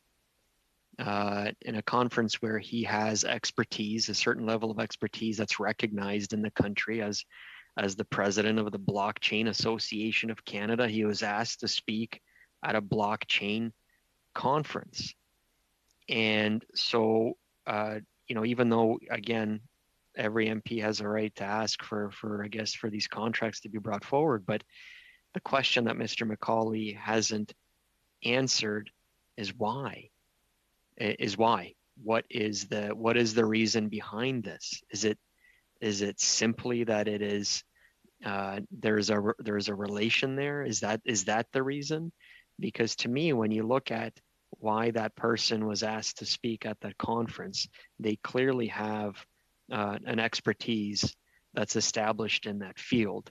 And so if it's just because it's family, I don't think that is a good enough reason. And Mr. McCauley has not provided any reason why we should ask for that contract to be brought forward. Thank you, Mr. Kuzmirchuk. We have Mr. Drouin again. Oui, je vais m'exprimer en français cette fois-ci. I'll express myself in French this time. Mr. Paulus, my colleague, clearly explained the reason why I don't want to get involved in these games. For over a year, I was looking at the big goings-on in the House of Commons. They were attacking the Prime Minister's mother, his wife, even though the Ethics Commissioner's report has been complete. You continue to attack the Prime Minister's family. There's an unspoken rule. You don't attack the family of a politician. Now, I've seen a reformist party in the 90s behave in this way, and the Ethics Commissioner, unfortunately, told you that this was not acceptable behavior, and you continued. This has smeared the Prime Minister. He has denied doing anything wrong, and now you want to drag that family back into another scandal. I mean, we can see your game here. Your cards are on the table. I mean, that's what my objection is. We have to respect the process. If you want to raise issues, if you have some concerns and issues, write to the Ombudsman. He has the responsibility to review the documentation and see if there's been a breach or a nonconformity in the contract. And it's under $25,000. I encourage you to contact him, and we will get information that is nonpartisan. And we won't need to go through another 2 or 3 months of mudslinging against a political family. That's my objection. I'm looking at your cards, and I objected to that, and I will continue to object until this stops, because it doesn't make any sense. We have to respect process. We have to respect certain values. We just can't be doing this. I have to agree with my colleague, Mr. Murchek. Mr. McCauley, you didn't tell us why you want this information. What do you suspect here? What do you think you'll find? You want to raise questions, say, well, this is suspect. They've redacted another document, and we'd have to draw that one in as well. And so my question to Mr. McCauley would be, he's asking for unredacted. Are we going to exempt private information or not? I mean, there's no personal information. Well, you can read through the information and you can see what has been redacted, and you can sort of guess, perhaps. But is that what's important? What is it that you suspect? Why do you want to introduce this motion, other than to go witch hunting again? Even if you were completely off track with the contract with Huawei, or we rather, sorry. I see Mr. McCauley would like to respond. He's raised his hand. Other colleagues have raised their hands, so I'll stop and let them speak. Thank you. I see Mr. McCauley's hand is up. Thanks, Chair. And, I realize my colleagues across the virtual aisle have to protest, but I'm disappointed they continue on this misinformation. It has zero to do with a contract. I've stated that before. The motion very clearly states it. Several members have been on this committee from day one with me. It's unfortunate they're pushing this misinformation about a contract. It's nothing to do with the contract. It's documents that came through for ATIP that were, I believe, were inappropriately redacted. Person regarding this has said, yes, release it. Apparently he believes it was incorrectly redacted as well. This goes to this open by default lie, I will call it that the government constantly pushes. We saw it again with, just recently with the Cisco issue with Gartner, where they redacted information to this committee, even though they'd already posted it on the PSPC website.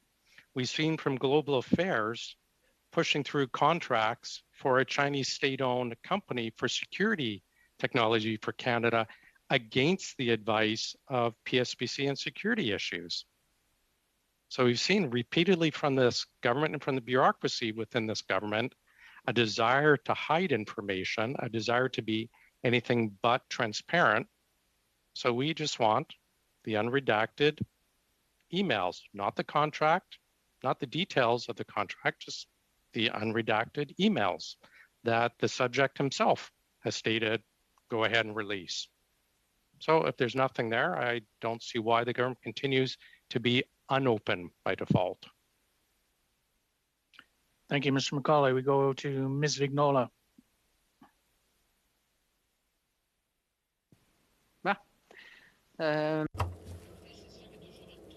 Well, there's always some concern that it becomes a personal attack rather than be examining the concept of transparency. What I hear is that there's no targeted person here, and I'd like to make sure that I have understood that correctly. I want to be sure that we're not targeting an individual here, but access to information so that it be complete, and that the ethical rules of our Parliament not be infringed. I can't hire my daughter, my niece, my cousin. Well, what's good for the goose is good for the gander. We have to get a fine balance here. I want to make sure that we're not attacking here or targeting any individual. Now, this individual was called on to be a speaker at a conference because he's an expert. So, okay. I want to make sure there's no personal attack going on here.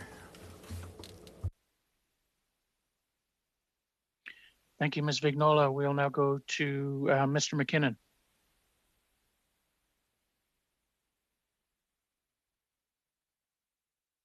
Mr. McKinnon, you're on mute. Thank you, Mr. Chair. We'll learn that trick someday.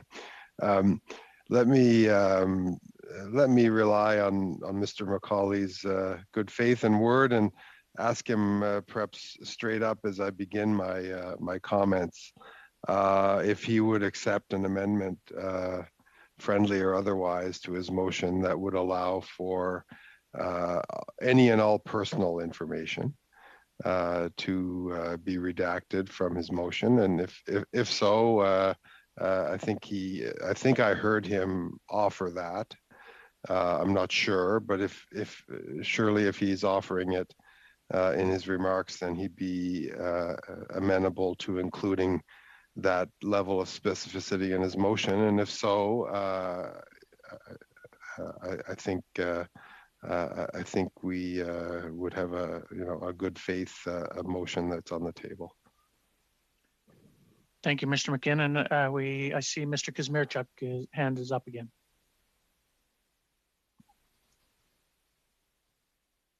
Mr. Kazmierczuk, you're on mute. Oh, thank you, Chair. I'm happy to yield the floor to Mr. McCauley to answer that question from my colleague. Yeah, that's fine. So if we say the motion or the motion can be amended to say redactions for personal information are permissible, then I think we could be amenable to something like that. Sure, that's fine, and we can move ahead and close the meeting, I guess. Could we then get you to propose where you would insert that, Mr. McCauley, or would you like me to do that? Unredacted documents excluding personal information. Okay. I think we can live with that. I beg your pardon, Mr. Chair. May I ask Mr. McCauley to repeat the amendment so that I can have the text, please? Thank you. Oh, come on. Relating to the unredacted documents, let's see, Center for Global Affairs, unredacted documents excluding personal information relating to the contract.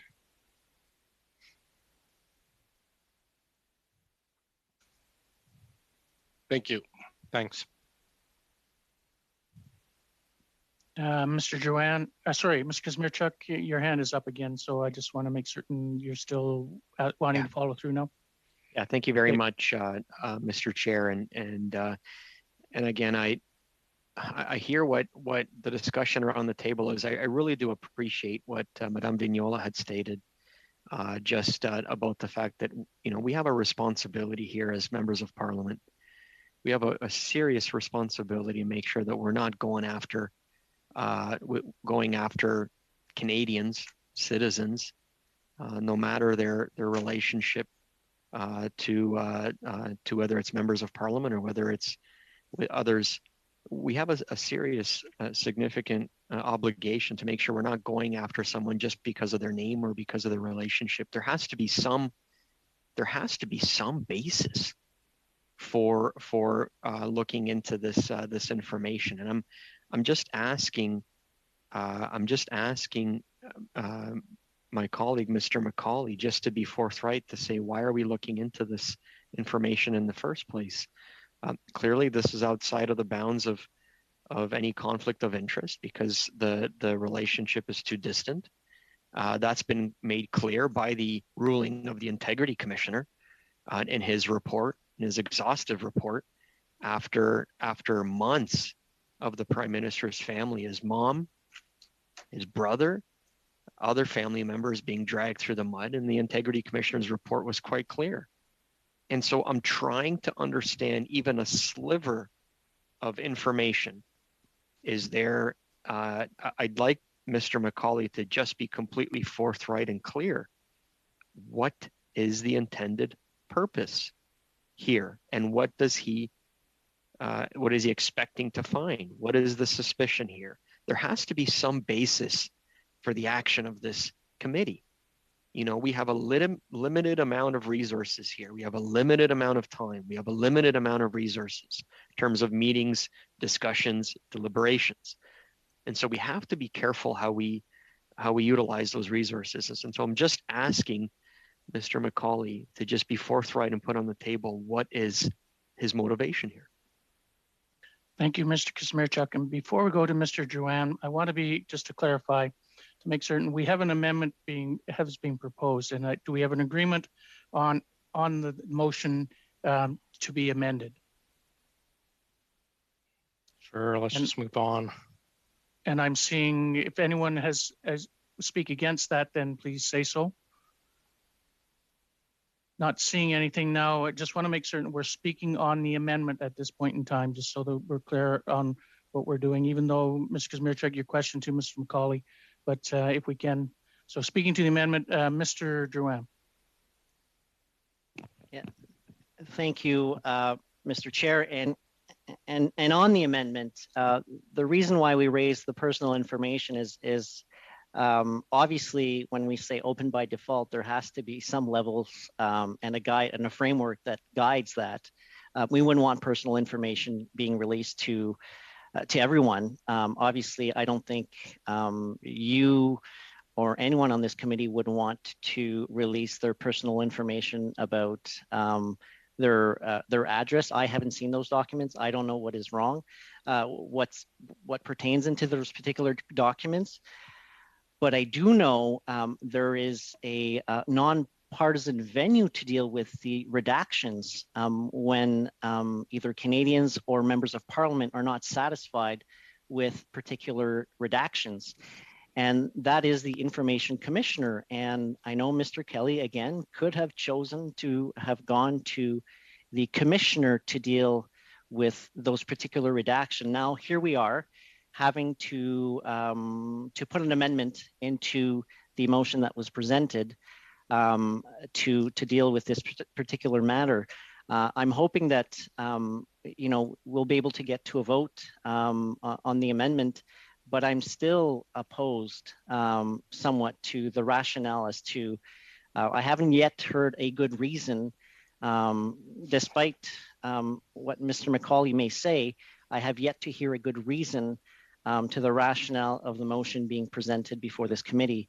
And I want to make sure that we protect the information of Canadians, and that's why we are asking for this particular friendly amendment, so that we can that no information is being released, because I wouldn't want myself to be part of releasing personal information to so anyone can see it, because the motion also calls for that particular information to be published on the website in, I'll remind this committee, in less than 48 hours business days. It has to be done by this Monday. So I hope that this committee will have some sense into passing the particular amendment. And I think we should be discussing further the motion at hand. Thank you. Thank you, Mr. Joanne. I have Mr. Paul Hoos and then Mr. Kazmierczak. Thank you, Chair. So on the amendment, I would agree, of course. We have to exclude personal information. It's a given. I'd also add, perhaps, the article appeared in La Presse this morning. Mr. Kemper spoke to the journalists, and Mr. Kemper said he was in agreement with the Conservatives that all the information should be made public. I believe, I'm quoting, "This is an example of how we need more transparency and accountability on behalf of the government.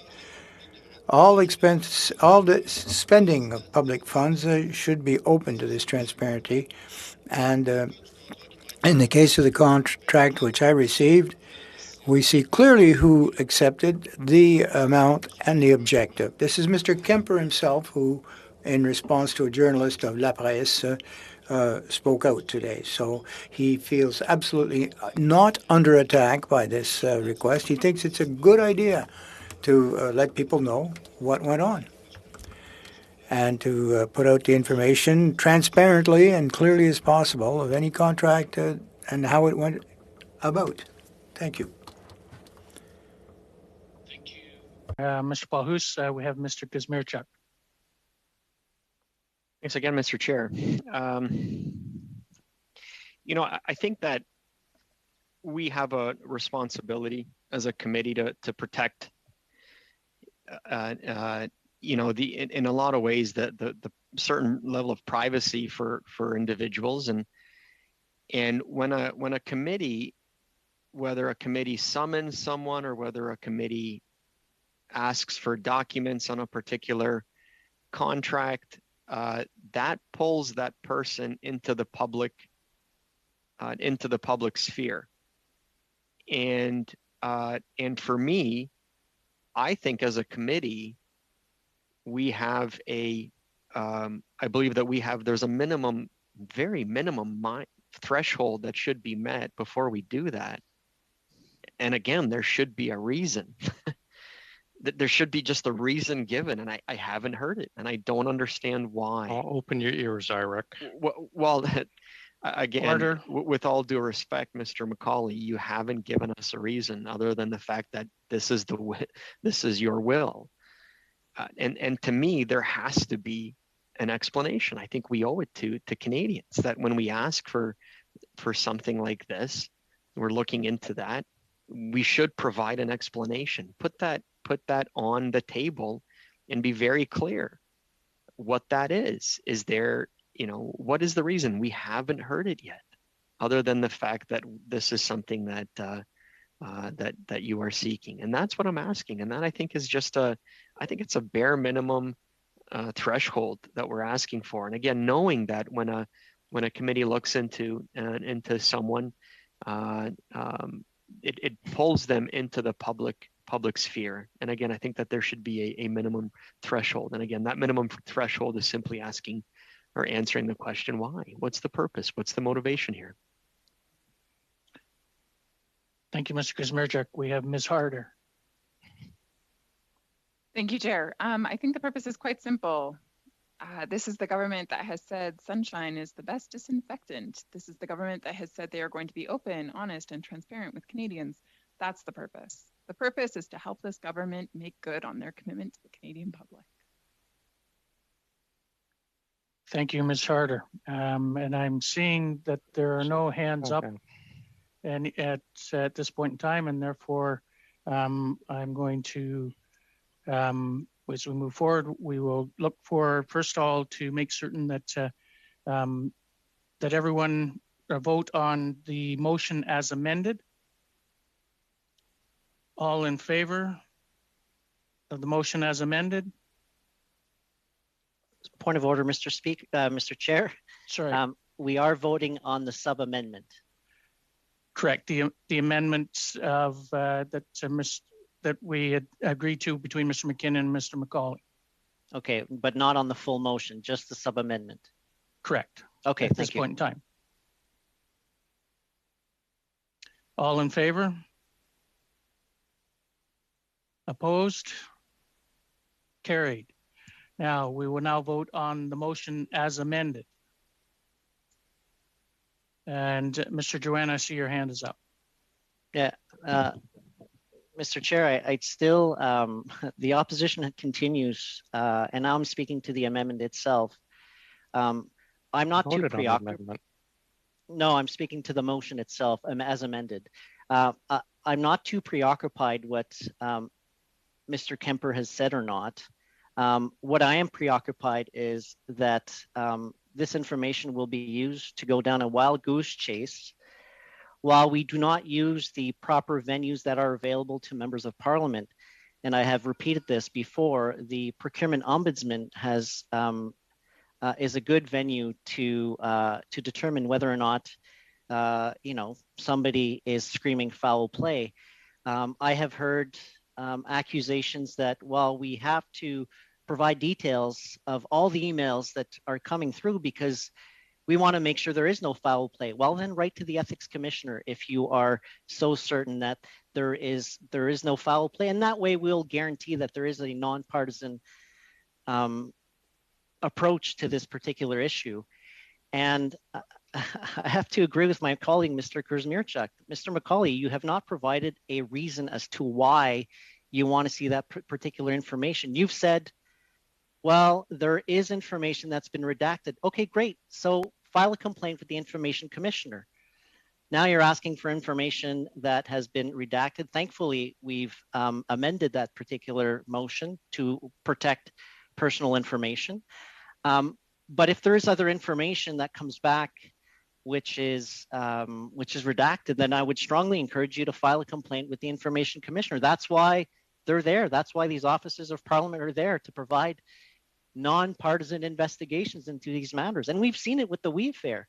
For 6 months, I've heard you guys time and time again make accusation about corruption and whatnot, call in the RCMP in July of 2020, and it was a nothing burger. I mean, you've made so many accusations, and you can understand why we are somewhat wary as to the reason and the rationale as to why you want to see this particular information.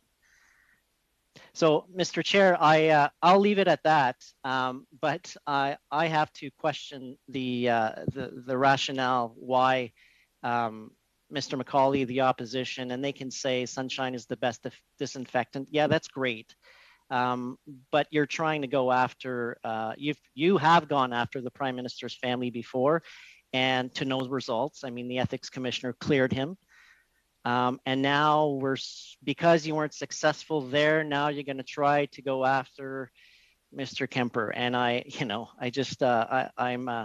hope that we don't get to this point in politics. And especially, if you are screaming foul play, get the procurement ombudsman involved. We don't need to go through this committee to get a $12,000 contract, and whether the emails and whether there's something that we smells fishy in there, get him involved right away, and he'll make that particular determination.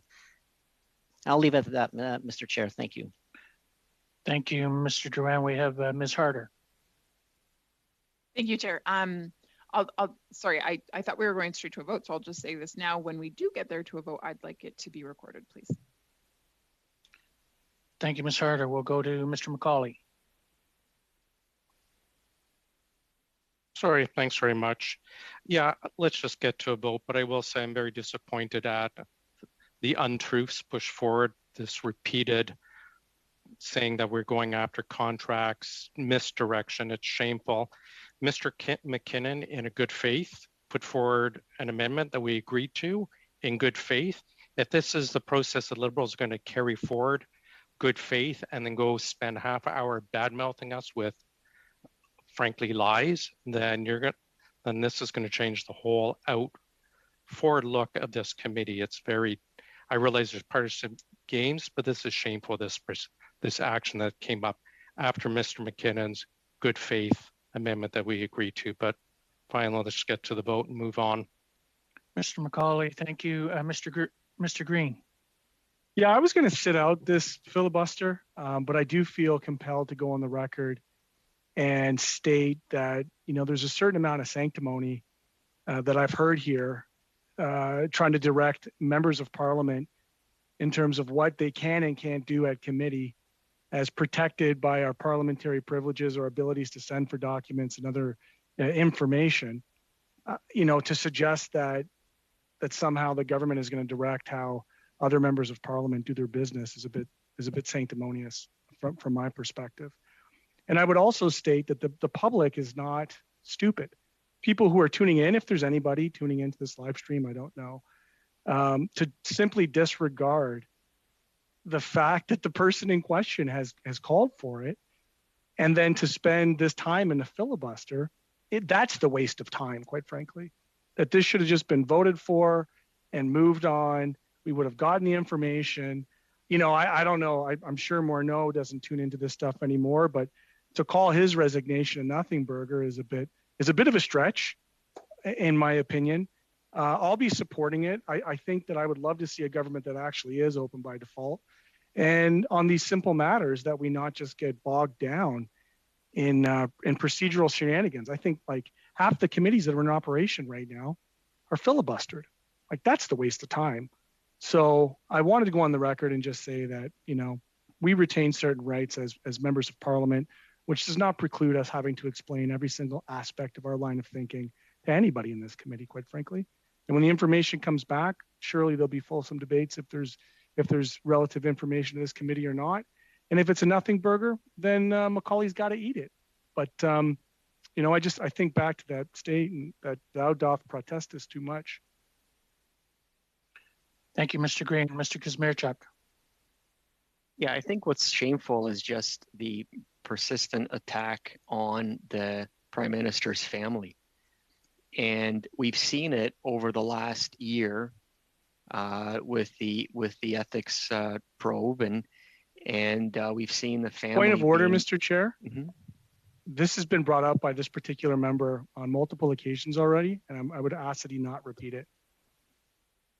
Yeah, I think I'm going to repeat it because it bears point of order, repeating Mr. Chair. It's important. Mr. Chair, this is redundant. This is redundant, and that is a procedural point of order. That members in their filibuster at least have to introduce new information. If the member would like to read from a newspaper, do something else, I'm all for it. But to simply just continue to repeat comments is redundant, is against our rules here. Thank you, Mr. Green, and I would ask all members that in the debate that you debate on point, but on issues that preferably have not been repeated and are on the issue. But Mr. Kazmierczak, you have the floor.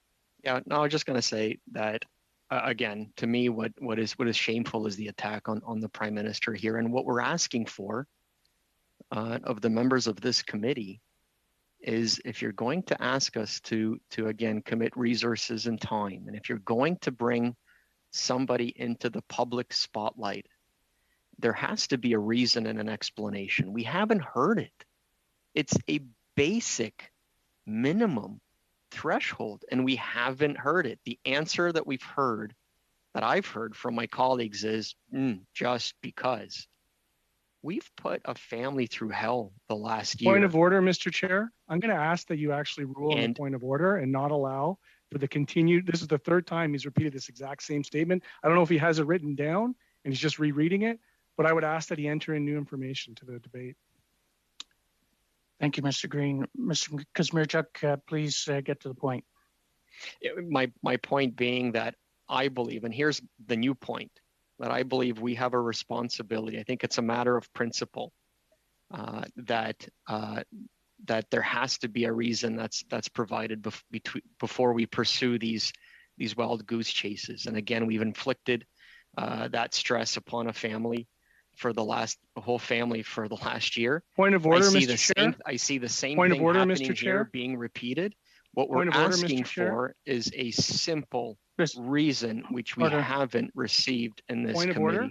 Thank you. Order. Mr. Green.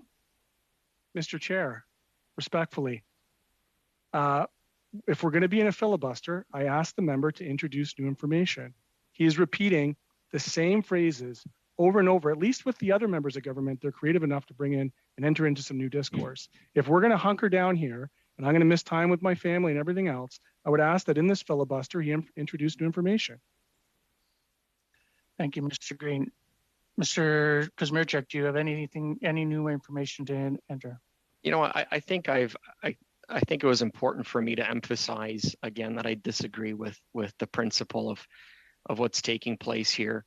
And what I'm seeking is a response, again, a basic response. That's all I'm asking for from my colleague. I don't think it's disrespectful. I don't think it's a waste of this committee's time, but I think we should have a reason for pursuing this proposal. Haven't heard it yet. Hoping to. Thank you, Mr. Kazmierczak. We'll go to Mr. Drouin.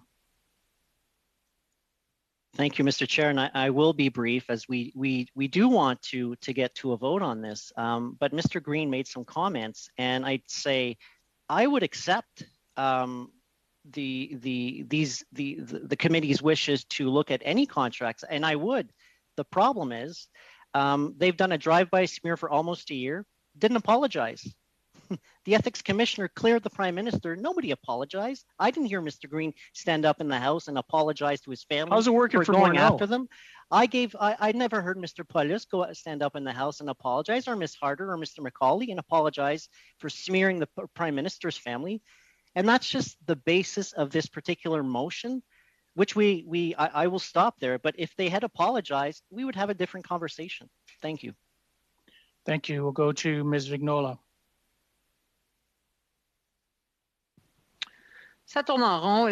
Well, I think we're going around in circles. I'd like to call a question, please. Still, Ms. Vignola, thank you for that. We can't call a question. There's still people who have questions and comments. Ms. Harder. Thank you, Mr. Chair. Through you, Mr. Chair, Mr. Drouin seems to want to direct the members of this committee as to how we should or should not conduct business and how we should or should not use our parliamentary privilege. I find that extremely rich and inappropriate. This is not a place to try to bully other members. This is not a place to try to shame other members for rightly using the tools that are at their disposal. And when it comes to the investigation with regards to the Prime Minister and his family, I welcome the member to find a quote where I smeared the Prime Minister. And so I actually would ask for an apology, because that's a wrong smearing of my name and a false accusation against me. To do an investigation and to be the chair of the ethics committee during that investigation is a right understanding of my responsibility and a right function as a member of parliament and chair of that committee. So I welcome that apology from the member. Thank you, Ms. Harder. Mr. Kazmierczak. Thank you again, Mr. Chair. And the only other thing that I wanted to add, a bit of new information, I guess, is that, all along this whole year at committee, we have gladly agreed to any number of investigations, a number of documents to be produced, papers, order papers to be provided. Absolutely, we've always done that. We welcome it. We welcome getting information. But at every juncture, whenever we've made a decision to get order papers or to look at NUCTEC or to look at this or to bring this person here or to invite this person, there was always a reason. There were always a reason. And here there is an absence of an explanation, an absence of a reason other than just because. And I don't think that that's sufficient to pull someone again into the public sphere, into the spotlight, because for whatever reason. That's what we're asking for. Every single juncture this year at this committee, we have absolutely agreed to look into, to get information, to provide information, to get additional information, to get, to have witnesses come in, all of that stuff. But there's always been an explanation to why we're doing it. It wasn't willy-nilly. It wasn't, just a whim. And I think we owe it. I think we owe it to these folks that if we're going to shine the spotlight on them, we better damn well have a reason why. Haven't heard it. And that's what I'm asking for. It's basic decency. What's the reason? I haven't heard it. Thank you, Mr. Kazmierczak. And as I look, I see no further hands up. I'll ask one last time if there's any further discussion in the debate. And seeing none, and as we do not have consensus, I will ask the clerk to call for a recorded vote. Thank you, Mr. Chair. On the motion of Mr. McCauley as amended, Monsieur Drouin. Contre. Mr. Johari. Against. Mr. Kazmierczak. Against. Mr. McKinnon. No. Mr. Zuberi. Contre. Against. Ms. Harder. For. Mr. McCauley.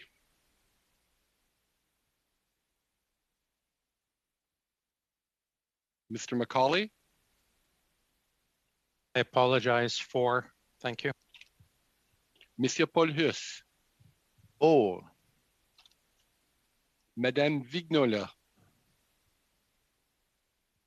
For. Mr. Green. For. Mr. Chair, that is 5 yeas, 5 nays. There's a tie vote, Mr. Chair. Thank you, Mr. Clerk, and I vote in favor. Carried. Thank you. So with that, we will now move forward. Looking at the clock and bearing in mind the time commitments, I respectfully want to thank the witnesses who truly, I know, understand the process and the procedures and appreciate your attendance and responding to our questions today. So Mr. Glover, Ms. Hazen, Ms. Cahill, and Mr. Brouillard, thank you for attending with us. And with that said, I will dismiss you from today and thank you for attending. With that said, we do have a couple just little things, the committee that we need to continue with. And I would like to say thank the witnesses for their presentations. And I will remind the committee members that to keep in mind that we are sitting in a public meeting still while we're doing the committee business. And right now I'd like to discuss the main estimates 2021-2022. The order of reference, the committee to study the main estimates expires on Monday, May 31st, 2021. As this is our last scheduled meeting before that date, the committee can, if it wishes, proceed to taking a decision on the votes which were referred to the committee. Does the committee wish to vote on the main estimates? And I'm seeing hands. Does the committee wish to? Yes? Do we have unanimous consent to vote. And I'm looking for around. Mr. Chair, I assume we'll be Yes. adopting those on division, I would assume. Okay. Is that, so if that is unanimous consent, the answer basically is yes. We have 23 votes on the main estimates and we're referred to committee. And seeing that there's no objection, although I do believe it would be asked to be, that we consent to that upon division. And so I would ask for the committee if they agree to accepting this on division unanimously. On division, correct? I'm seeing nobody against. Oui, monsieur. Thank you. So with that said, shall I report the votes back to the House? Unanimous consent for that, yes? Seeing yes, thank you. The next thing will be on the supplementary estimates, A 2021 and 2022. So just so you're aware, we think that they will be tabled in the House of Commons soon and referred to committees. The President of the Treasury Board has already confirmed that he will attend to appear there to discuss this on Wednesday, June 16th. We are still waiting to hear from the other ministers. So one of the issues we do and we need to recognize is that the agreement on supplementary estimates, we have to do that 3 days prior to the last allotted day. And I'm going to ask the clerk just to clarify that for you so that you're truly understanding with instead of my short version of it. Thank you, Mr. Chair. What you're referring to is, in fact, the deadline for the committee to consider the votes related to the supplementary estimates. It's not a hard and fast deadline, such as for the main estimates, which is written in the standing orders. The deadline is actually determined by when the government chooses when the last allotted day will be. And unfortunately, we don't know what that day will be. When that day is designated, the committee will lose its order of reference 3 sitting days prior to that day. This is why we recommend that committees try and do the supplementary estimates sooner rather than later to ensure that they still have the votes before them. That being said, if the committee has the opportunity to hear from the minister and wants to, it may still do so if the order of reference has lapsed, because that information falls under the subject matter mandate of the committee. So it doesn't prohibit the committee from hearing from the minister. However, if it's after the date, the committee cannot put the question on the actual votes. Thank you. Thank you, Mr. Clerk. So as I indicated that we're still waiting to hear from the Minister of Digital Government and the Public Services and Procurement Canada, and hopefully we'll hear from them soon. One last thing I did want to cover, and that was that the committee, we had sent out to the committee last week, basically the letter we received from Tango indicating that they were declining attendance to come to our meeting. We had that scheduled for June 7th, and we still have that scheduled. At this point in time, we have confirmation from PHAC and PSPC. With that said, and recognizing the shortness of time that we're dealing with, I'm going to ask the committee if they would be prepared to give the chair permission to write a letter drafted in consultation with the law clerk to indicate and remind and clarify to the witnesses that any testimony before the committee is protected, in the hopes that we can agree to, they might reconsider their request or their denial. Do I have consent for that? I'm not seeing, I'm seeing thumbs up. Right? Everyone is okay with that? Mr. Drouin, I think you want to say something? Just so I clarify, Mr. Chair, we will ask for the advice of the law clerk to write back to their witness to say that the information that he may or may not provide at our committee be protected, so it cannot be used in the court of law? No, basically the letter would be written by us to ask them to reconsider But doing so, we would run it by the law clerk to make certain that the law clerk is, and we're not saying something along the issues that are contrary to the issue.